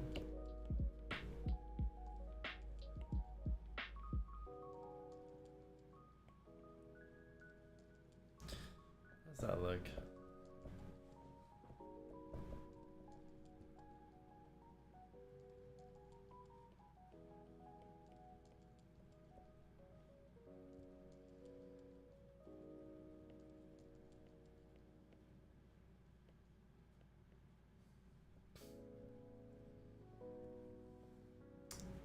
I think that's it. Oh, I forgot the headband. This may be a metal piece. Yeah, I did forget the headband. Thank you. Maybe it's just pure white.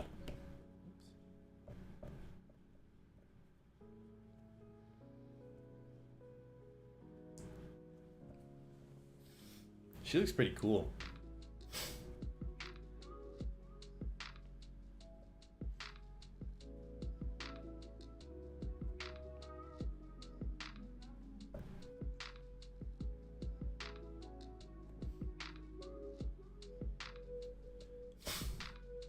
All right. I think this is working. What do you guys think? Do we need anything else? Like, I think we figured out the value structure. Now it's just a matter of painting all these shapes in and kind of finishing it. Love the sharp shapes of her armor against her flowy hair. Oh yeah, I didn't even think about that. That's true. All right, so I'm gonna call this the value thing done. So I'll duplicate this, go into here, and I think what I want to do is take all this and duplicate it so I can have this reference flattened somewhere, and then turn this into a bit of a drawing layer together. So flatten this, no, whoops. Up the opacity and flatten this. So now I have like this as a somewhat of a drawing layer, And then I also have my value reference for later when I need to go in and color stuff. I'm also thinking that I can maybe do like a gradient map thing to color it. Just use something I already have. Like even that looks kind of cool. Oh, that's one of the default ones. I'll make a new one.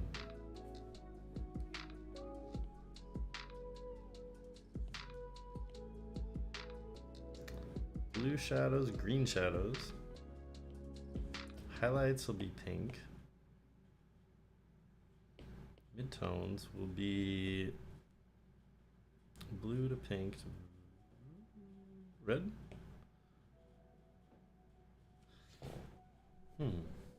Maybe they're also pink.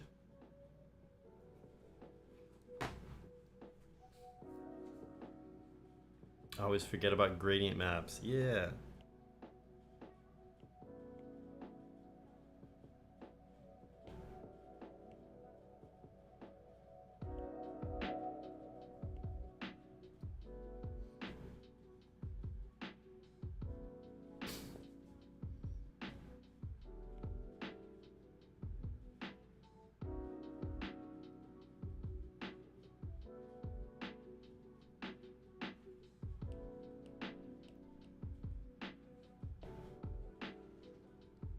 Always amazed when I see it used. Reds look a little devilish. Yeah, that's true, they do.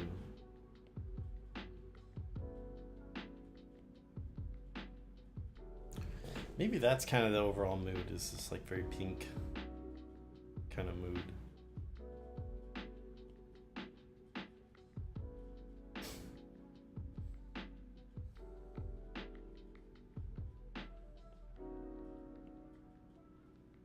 Maybe it's yellow.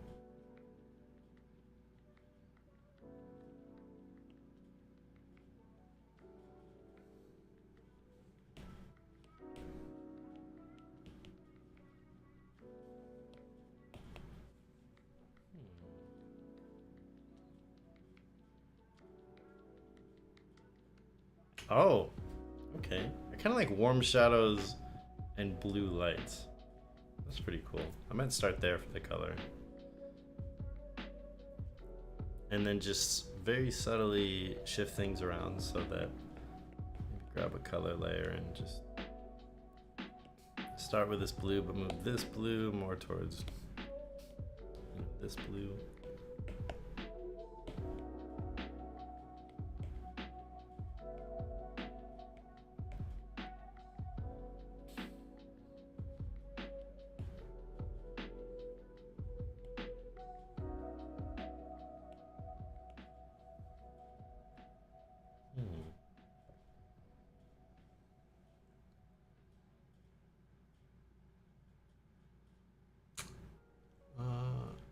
Are you using additional keyboard or oh, delete the message. No.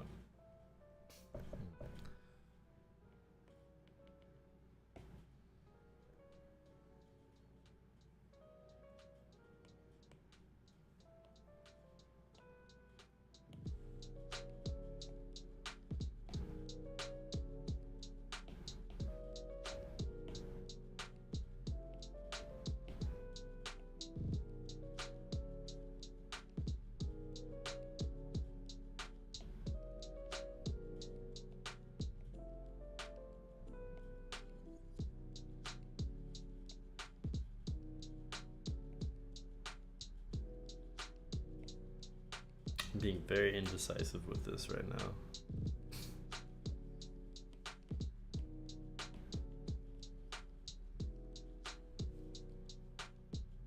Teal color on the glowing gems would look good. Yeah, I think so. Oh, am I using additional keyboard keypad? No, I'm not. Hopped out for a bit, but damn, already looks good. Thank you.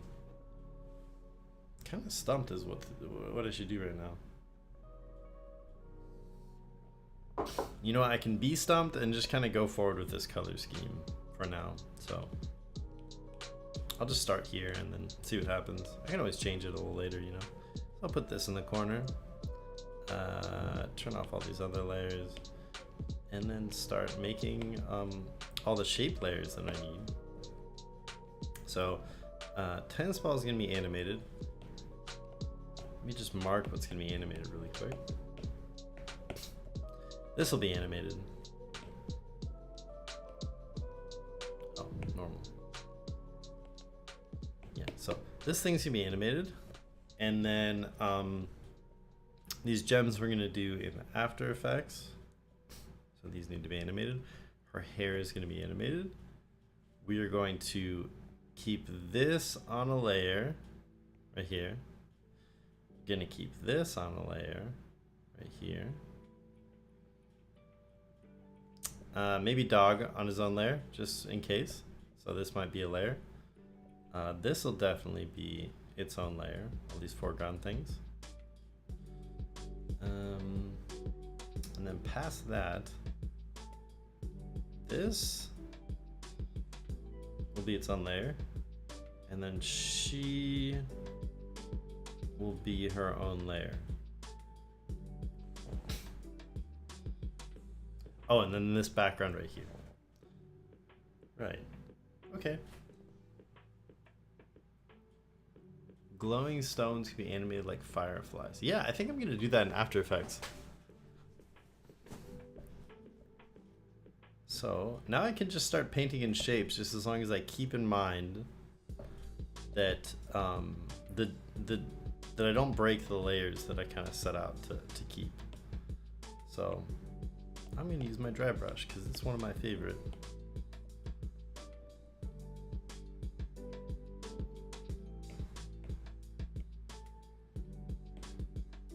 Let's start with painting the throne. That'll be pretty easy. I'm actually thinking that all of, excuse me, dog and his throne can all kind of be on the same layer. So let me just do that.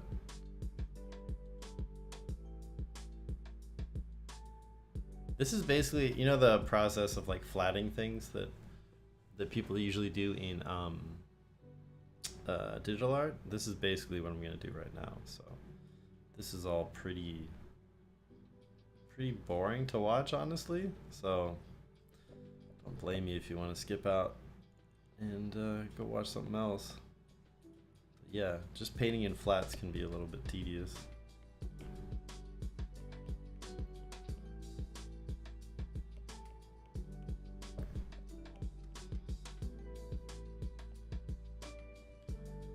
So, do I separate the throne and the dog? I think I do. Just so I have more control.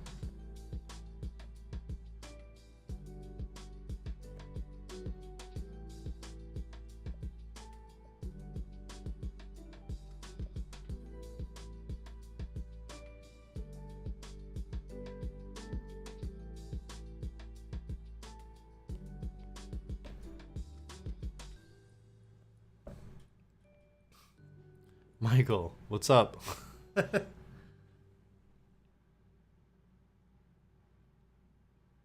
you choosing the colors from your thumbnail? Oh, yeah. Yeah, I made a little thumbnail up here. It's mainly the values are worked out and the colors I got to a point where I was like, well, this is okay. And I don't really know what else to do. So now I'm just going to make my flats because I don't know what else to do. And if I just sat there fiddling with the colors, I'd probably just waste time. So I think for now, it's time to lay in the flats and see what color ideas I come up with on the fly.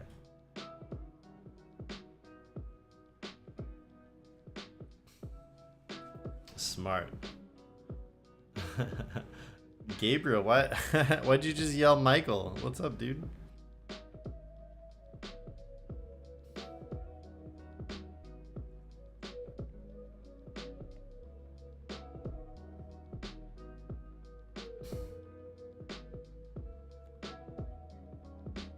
So for the animation part tomorrow, I have a question. Are y'all interested in seeing animation in Rough Animator on the iPad? Or interested in seeing animation in Adobe Animate? Or in Procreate? I'm gonna fill all the animation in Procreate, so that will happen eventually. But just for figuring out the animation, yeah, like the timing and everything. Would y'all be interested in seeing it on the iPad in Rough Animator, or on Procreate, or on the computer with Adobe Animate?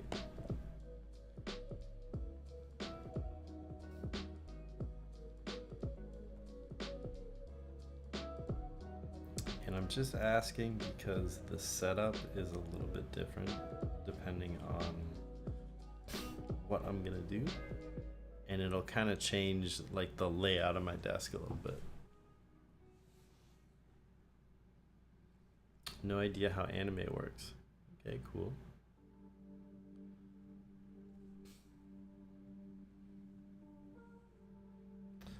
The thing about Animate, or I guess the thing, personally, I would like it on Adobe Animate. It'll be easy for you to Procreate. Animation Procreate would be dope, because I feel like the struggle with layers when I animate in Procreate. Okay. Well, I'm definitely going to color the animation in Procreate. So you will see some like Procreate animation layers, timeline stuff, no matter what. But this is more for the rough animation stage. So, you know.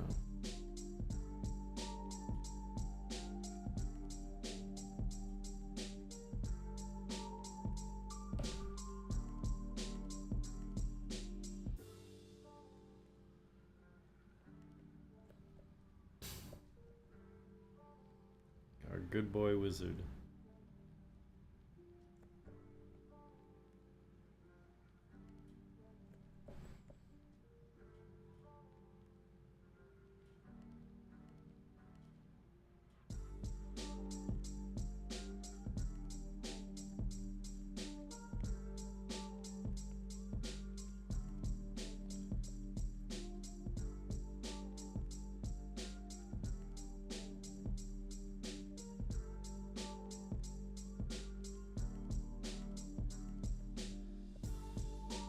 Alright, so that's its own layer, which is great.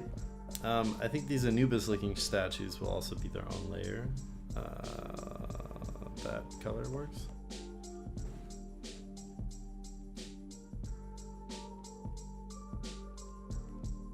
But I mean, literally you could eat a box of Cheez-Its and just chat and we'd watch, so I say Procreate since we want to see how it works, but it's fine. Okay. Do you guys have any interest in Rough Animator? Do I have it? I don't have it open.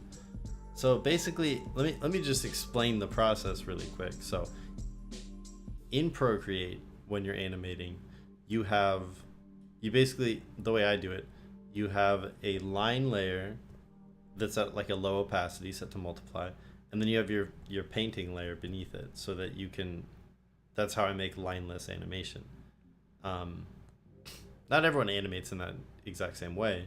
Some people might do like leaving the line in, but for this particular approach, it's all gonna be lineless. So the line work only serves to inform what we're gonna be doing with the painted section, the painted animation. So it's gonna be painted in Procreate no matter what, with flat shapes, textural shapes. So the question really is, do we see the line work created in Animate and then go to Procreate? Do we see the line work created in Procreate and then stay in Procreate, or do we see it in Rough Animator, which is another iPad app? So it could be cool to see how everything stays in the iPad potentially, or we could see, you know, how you transfer stuff from your computer to, I just decided I don't want to use my computer. I'm sorry. The transfer process is going to be obnoxious. So either Rough Animator or Procreate, I think, would be best. Seeing a new app. Yeah, I'll show you. I'll show you Rough Animator. And then we can, I'll show you how to bring it into Procreate. And actually, that process of bringing it into Procreate is the same as you would use bringing something into Procreate from your computer. So yeah, I think it does transfer like that particular knowledge. So yeah, I think that's what I'll do. Rough Animator. It's pretty cool too. Like it's a pretty good app. And the only reason why I would choose it for rough animation over Procreate is because it's a lot easier to make timing adjustments than it is in here. But Procreate's got the edge with all the cool brushes and finishing and stuff for finishing. Yeah.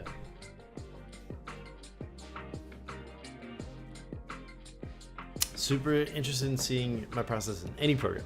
That's cool. Okay. Seeing a new app would be fun. Yeah. Well, I'm comfortable doing it anyway, but the most efficient way, in my opinion, would be to do the timing in a different app. So, if I'm thinking about efficiency, timing in a different app, or the rough animation, not the timing.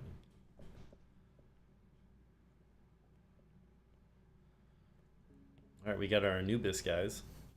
And I don't have to paint this all the way out because it's going to be covered up by something. But also remember, we're going to parallax this stuff and move everything around a little bit. So it's good to paint things all the way if you are going to do any kind of like animation stuff like that.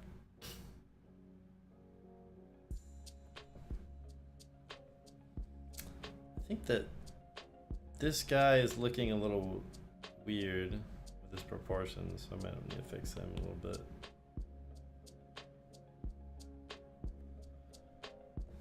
That's a little better, I think. Just the arms look short.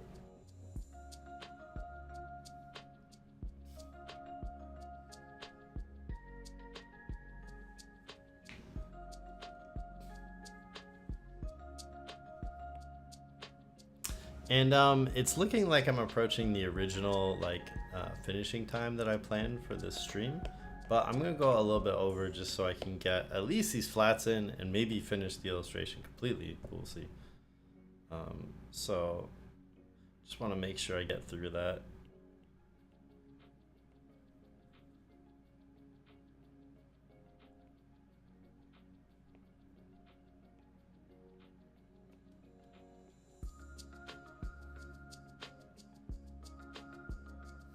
And this is what earlier I was like, you know, this could be a good idea, or this could all like kind of implode a little bit. And this is just the area where it could implode a little bit, is like time management. If I don't really want these streams to be like 5 hours long, so I think keeping it at like 2 to 3 would be good.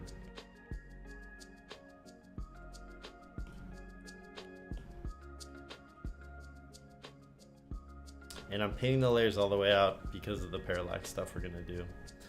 Actually, what would be very smart to do, for me to do right now, is to expand my canvas a little bit. Reminds me of Blue's Clues. Yeah, because it's all blue. What would be really smart to do right now would be to expand my canvas a little bit, because with parallax, you're taking these different layers, and then you're putting them in space and moving a camera, or you're moving them, you know, at different times and stuff. And so if your layer ends right here, and like this is, let's say this is your illustration, your layer ends right here, right? And then you move it, you're gonna see the end of the layer right here. So I think maybe right now would be a good idea to expand the canvas a little bit.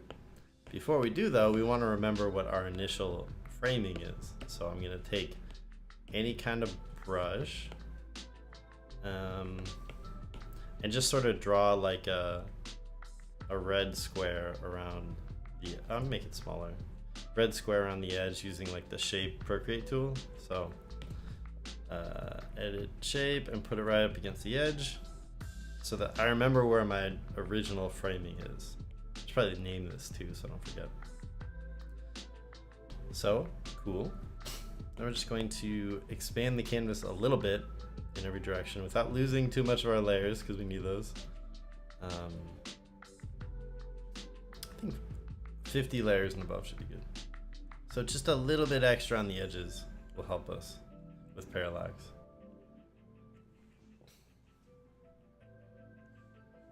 Cool. And if you see the templates that a lot of animation studios use for their animation, they'll have something like this.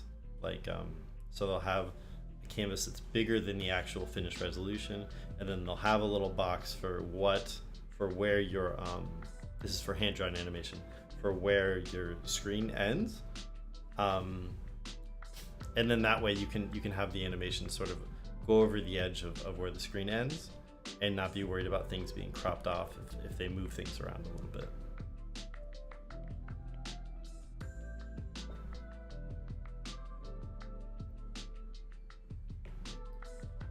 I'm heading out now. Family wants me to come have dinner with them. Oh, awesome. Okay. I hope you enjoy your dinner. If I'm gonna be honest with everyone right now, all I'm thinking about is playing more Sea of Thieves. That was super fun. Have you guys played Sea of Thieves? It's a really fun game. So just making sure this extends so we don't lose stuff later. Very logistical production technique, I suppose. And then we'll get this piece right here, which is the foreground layer.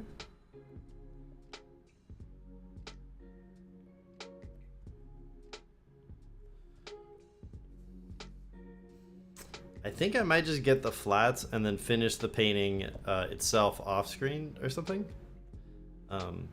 I'm not sure. Actually, I suppose it doesn't matter if I just keep streaming past the time when I was supposed to finish, right? Like, who really cares?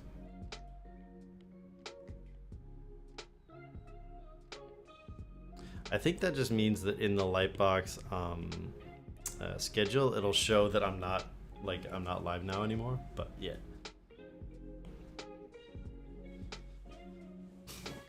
Yeah, we're gonna play again. Yeah, dude, I'm excited. Any other games media you've been enjoying lately? I play like way too much Overwatch, so there's that. I really like playing Overwatch.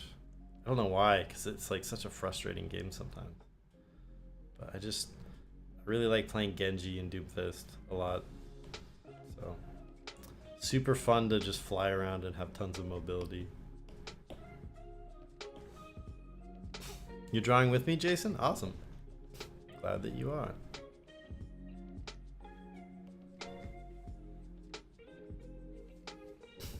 Yeah, I just missed a bunch of missed calls. I gotta make sure everything's okay. I'm sure it's fine, but I'm just gonna double check on things. I'll be right back.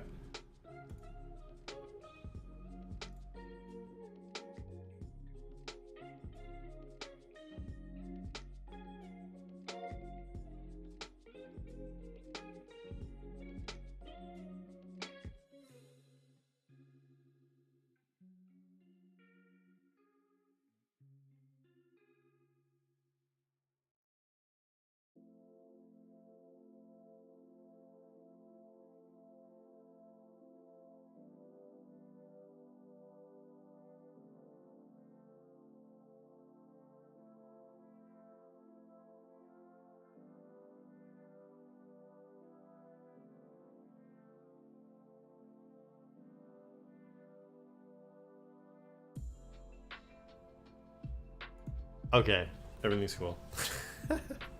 Everybody's fine. We're good. Let's see. Been playing Valorant with Ali. Yeah, I really like. I like Valorant too. I'm just really bad at it. Yeah. It's really such a struggle. It's fun though. I think in a way it's kind of more fun than Overwatch. So, yeah, Valorant can be really cool.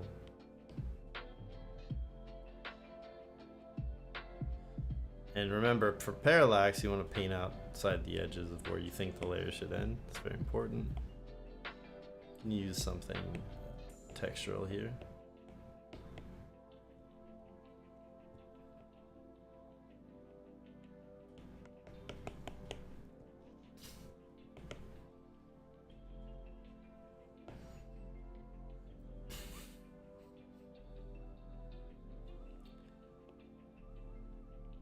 This will be my ground plane layer.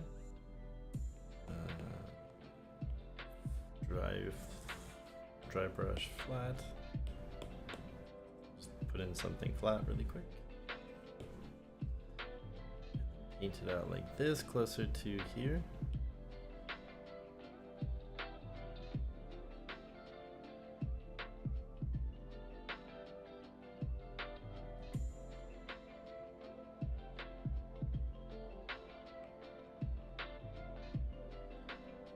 Just color sample the gradation as it goes away. Indicate that with paint strokes so that hopefully with enough paint strokes in place so that you'll just feel a gradation of light.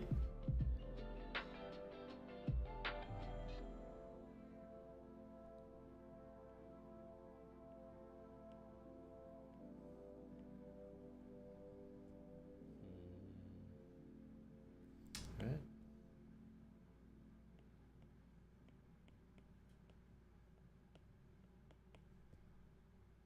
Still painting stuff out.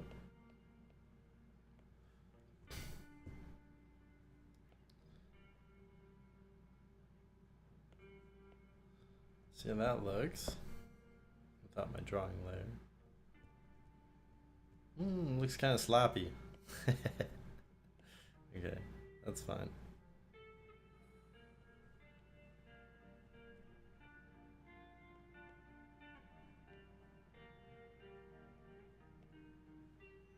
Maybe this is a job for a different brush.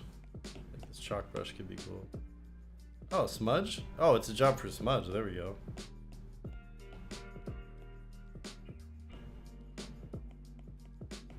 I just realized my chalk brush is good for smudging. Great. So if you're using this brush set, you can definitely smudge with the chalk brush.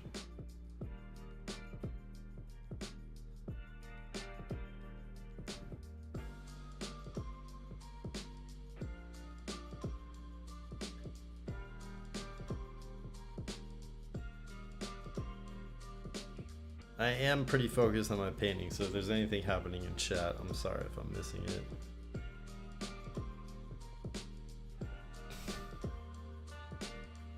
You should stream more, Michael? I'm really Viking the drawing some keyframes as you go through this piece. Vibing, oh. Definitely Viking the drawing. Oh, there we go, okay. Maybe do something like that. That looks kind of cool. Alright, so that's feeling alright. This is like my motto that I hide behind all the time. Like, when in doubt, just put some friggin' texture down. And, you know, it looks a little better now. So, next, I'm gonna get this foreground treasure as this layer, which is this sort of dark red color. I think I'm gonna pick the highlight color so I can still see my my painting, my drawing over the top. Remember, we're expanding this out a little bit because of parallax. So this treasure chest is not going to end where this red frame ends. That's not a color I can see. I'm just gonna paint it with gray so I can see it. We'll color it later.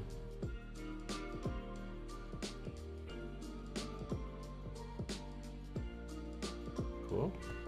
This one too, I'm gonna make it end right there.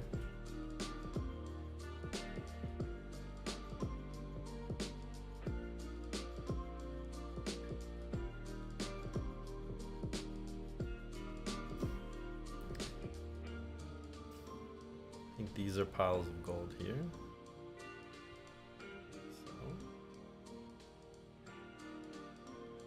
Very graphic gold.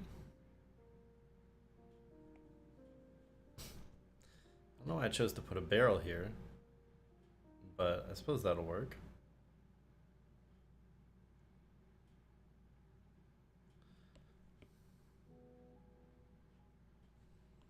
Just a small barrel.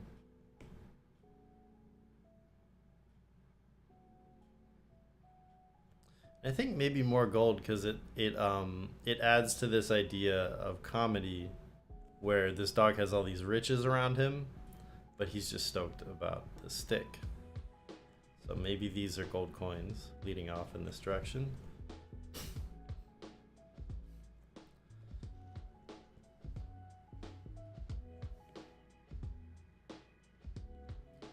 All right, that's that foreground thing. I should probably color it so it's a good color now. Let's lock it and then grab this color. What I miss? You're gone for a while? I'm just painting stuff right now. This is where we got with the little thumbnail, and yeah, working on coloring it.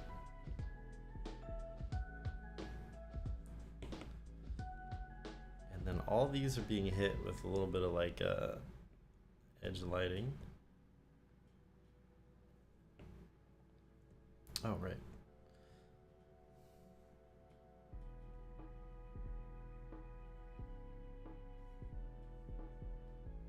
I'm actually painting the shadows and then holding out the edge lighting. So go.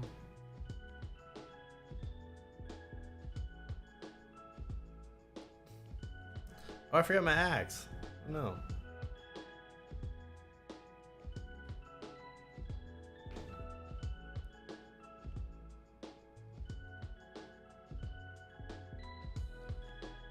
I can't figure out whether this barrel's in front or behind, so I might just never decide.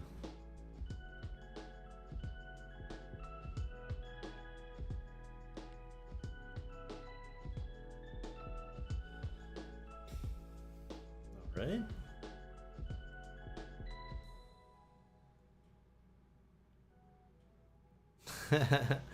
There could be a crown that shows that the dog doesn't care about being the king or the master. All he cares about is the stick. That's good. No kings, no masters. What's that from?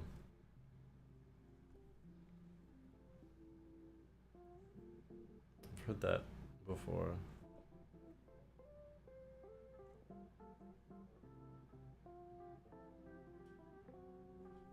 Gotta have the axe in there.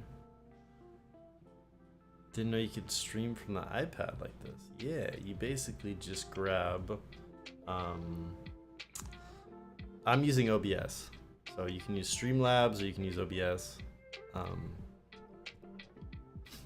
and then I'm having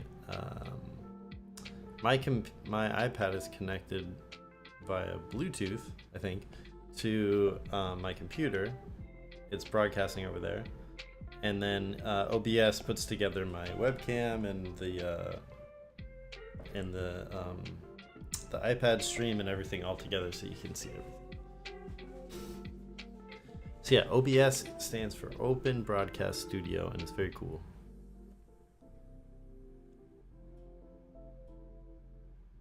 I feel like illustrators always put a chip in the axe. You know what I'm talking about? Like, you just do this. There we go.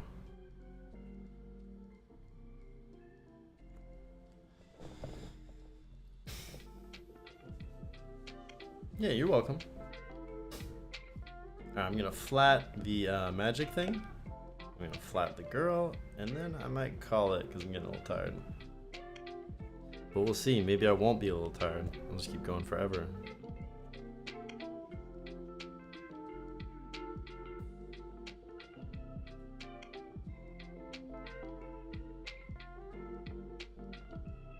And Angela's right about the thought bubble thing, so I'm gonna try to make the magic a little more random.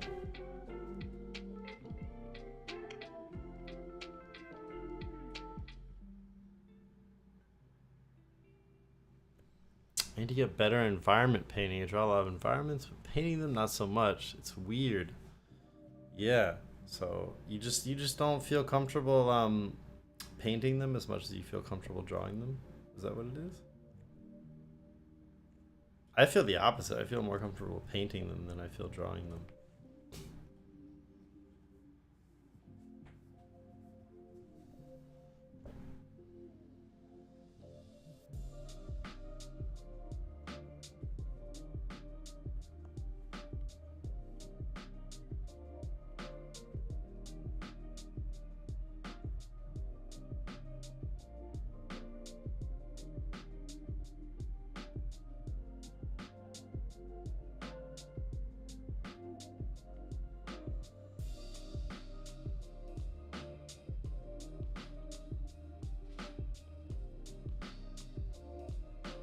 think that's good for that part.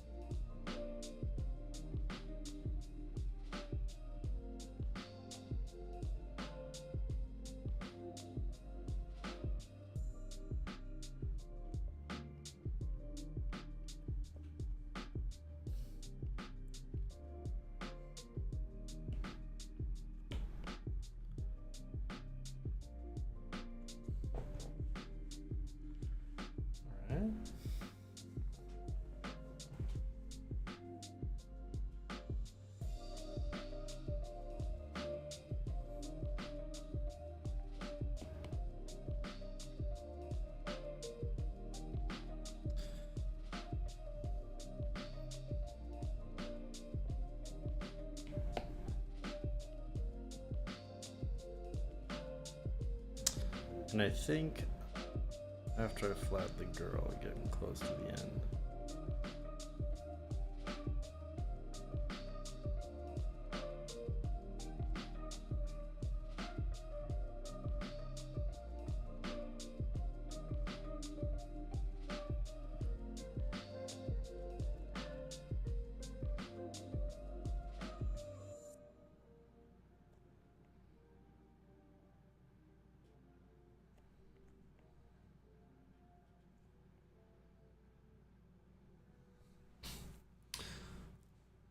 See, so happy there's no thumbs down. Oh, there isn't? That's good. How are you getting Procreate to let you use more than 19 layers? Is it because of animation? The problem with Procreate is the 19 layers average. 64 for you.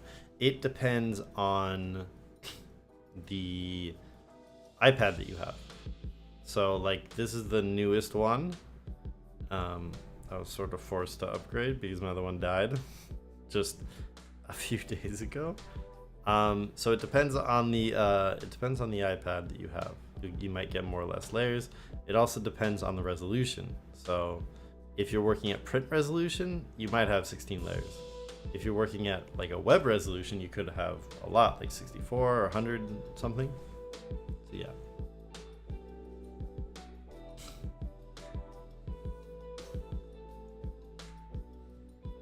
I think I want this to be a little bit lighter. Excuse me. Sometimes it's hard to breathe. All right, so her, and then we're done for today.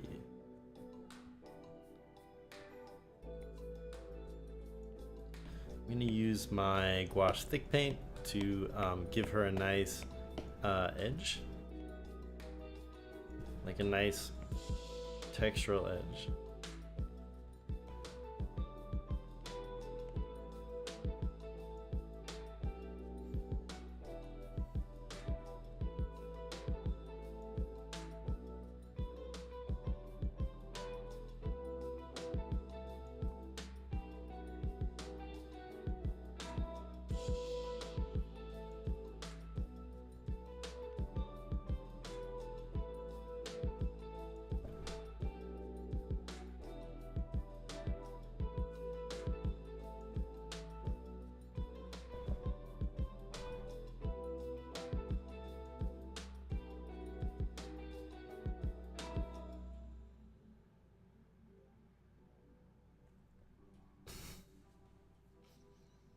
It's a really nice brush. Thank you.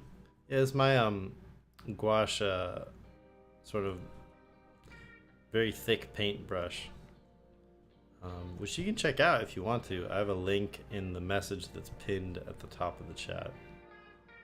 It's for Procreate.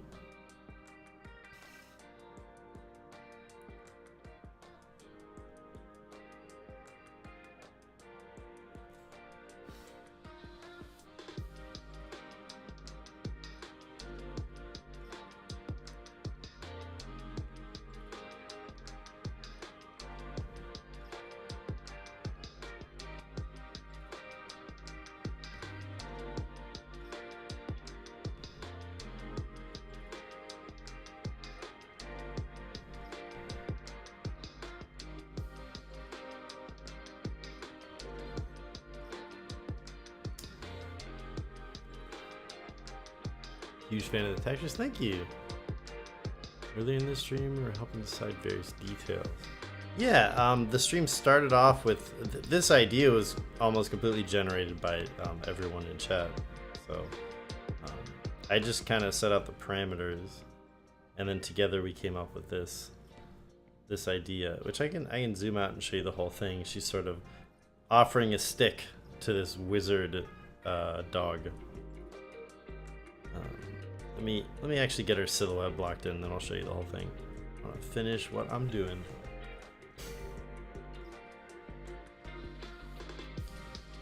I tend to go really close when I'm doing flats. I don't know if that's a good habit or not.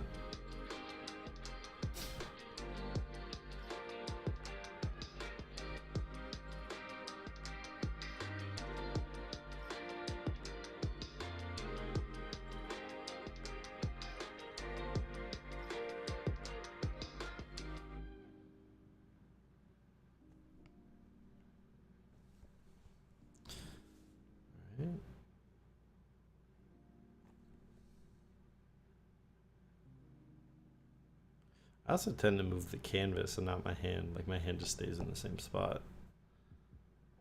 Do you guys do that?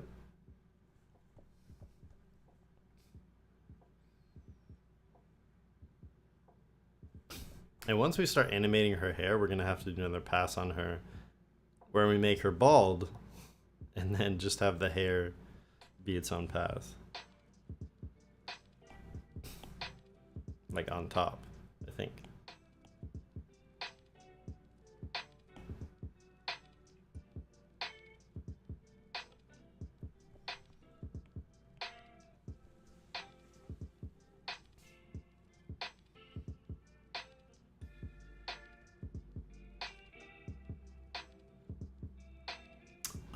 I try to, it gets disorienting at times. Oh yeah. Sorry if I'm making anyone feel dizzy. I tend to be very like when I'm working for myself and I'm not thinking that much, I tend to move things around really quickly in the interface. So I hope I'm not making anyone dizzy. Actually, just filmed a Domestica course, and they had to keep telling me not to stop doing that and to slow down a little bit, because I would like be doing things like this, you know, really fast. And they're like, nah, I don't think anyone can follow that. They're gonna get dizzy. So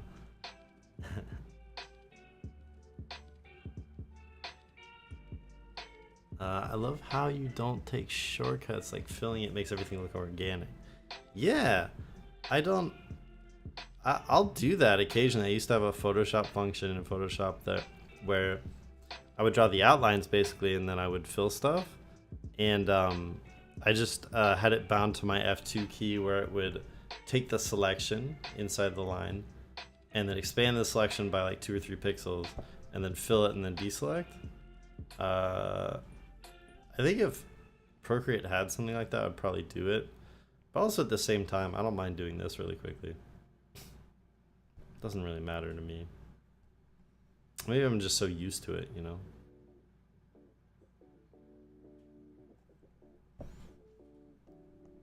That's a weird Grinch foot right there. I might move that.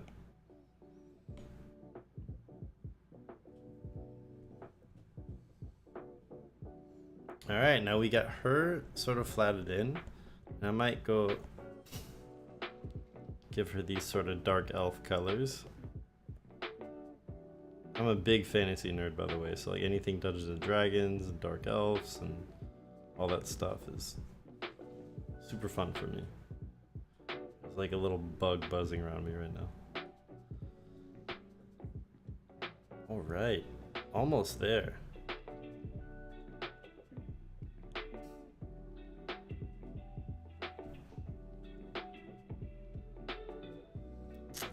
And it looks like this background layer needs to actually go more into dark so that this stuff shows up better.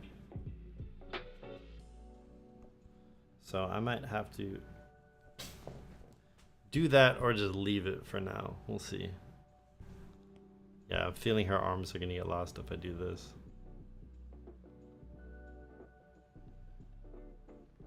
Yeah, see, they're completely gone now. So why don't I just take a minute and darken the background here real quick.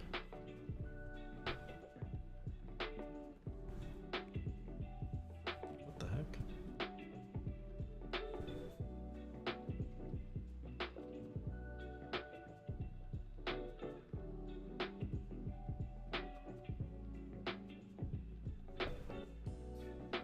So with this background, it gradates out to, there's some of this color up here. Shoot. It's cool.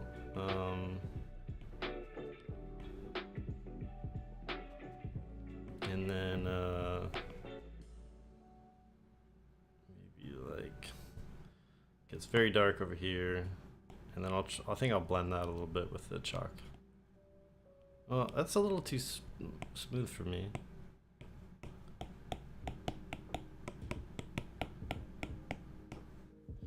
That's kind of cool, actually. Maybe.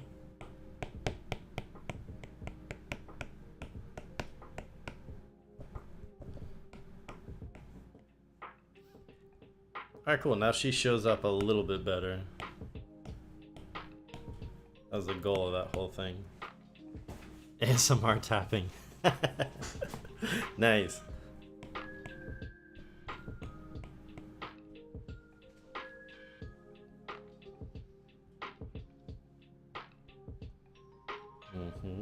ASMR tapping indeed. And then we get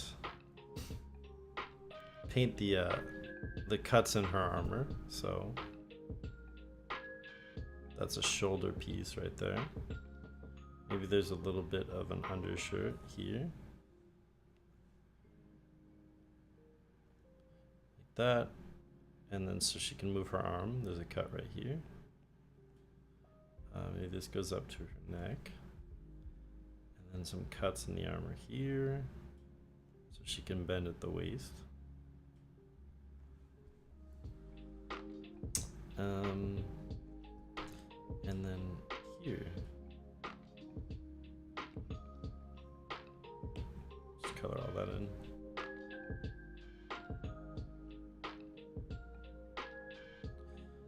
Make sure we get a difference between the skin tone and the clothing tone and the armor. Let's grab the armor. That's not right.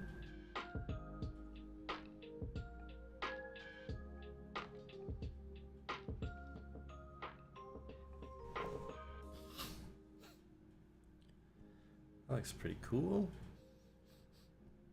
We're just missing this headband right here.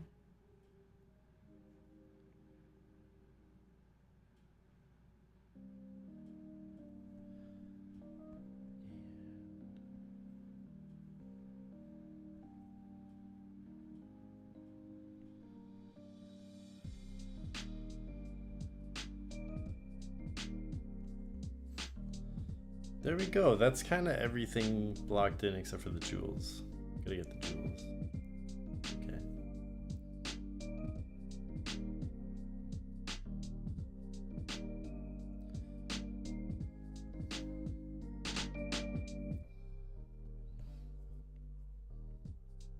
And these will be on their own layer because we're gonna make them flicker in After Effects. Oh yeah, let me zoom out. This is the composition right now. Basically, where we've gotten into. I kind of like the stylized coloring of everything. I do want to fiddle with it a little bit. Maybe off stream or maybe on stream. I don't know. I have this thing happen where if I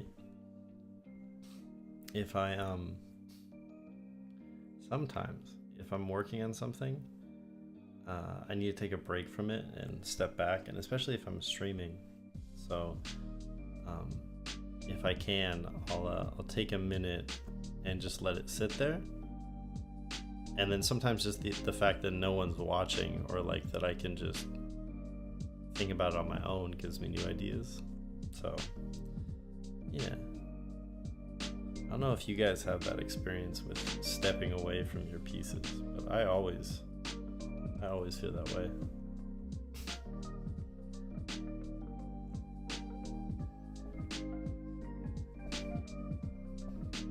Let's put this up here too, since it's going off in perspective. All right, I'll make this not red. All right, so that's pretty much where we got to with it. I think it's in a pretty good place, and it tells a story. And the best part is, it always all of this came from chat and like a collaboration between me and you guys just talking about stuff. So that's really cool. I'm glad that we came up with this together. It's really fun. Yeah, so for anybody who missed the whole process from the beginning, we basically started off with this idea that we're gonna come up with a bunch of ideas based on this prompt. One character, one thing is animating, foreground, middle ground, background, and sort of like something in the distance that they're looking at. And we came up with all these ideas from chat about a magic girl, a twiggy wizard, an artist, an Amazonian, a wizard dog, and we eventually paired the magic girl and the wizard dog and made a little story out of it with this super rough sketch, which turned into this rough sketch, which we then turned into this sort of more tight sketch with a value design underneath. Then we used that to paint our flats and come up with a color scheme for the whole thing. And that's pretty much where we're gonna leave it. I was hoping to finish the illustration today, but it probably has another like hour and a half left in it, and I'm super tired. So I think I'm gonna stop right here, and we can pick up tomorrow with the same illustration. Either I'll finish it off camera, or we'll finish it. Oh, sorry. Either I will finish it on stream, or I will finish it off stream, and then I'll start the animation process for everyone to see. So yeah, I hope that everyone enjoyed this, and I want to encourage you to check out the Discord, because there's fun stuff happening in there. Oh, hi Dee Dee. That's my sister Diana, and yeah, I also I want to encourage everybody to check out my brushes and support me in that way if you want to. If you want to check out these brushes that I was using during this kind of thing, and yeah, check out my socials. It's all linked below the video that you're watching right now, so you can check out all that stuff and follow me for more stuff like this, or just, you know, silly illustrations. And yeah, I hope that everyone enjoys the rest of your Lightbox experience, and I'll see y'all tomorrow at 1 p.m. Yeah, take care. Thanks so much, everyone. Bye.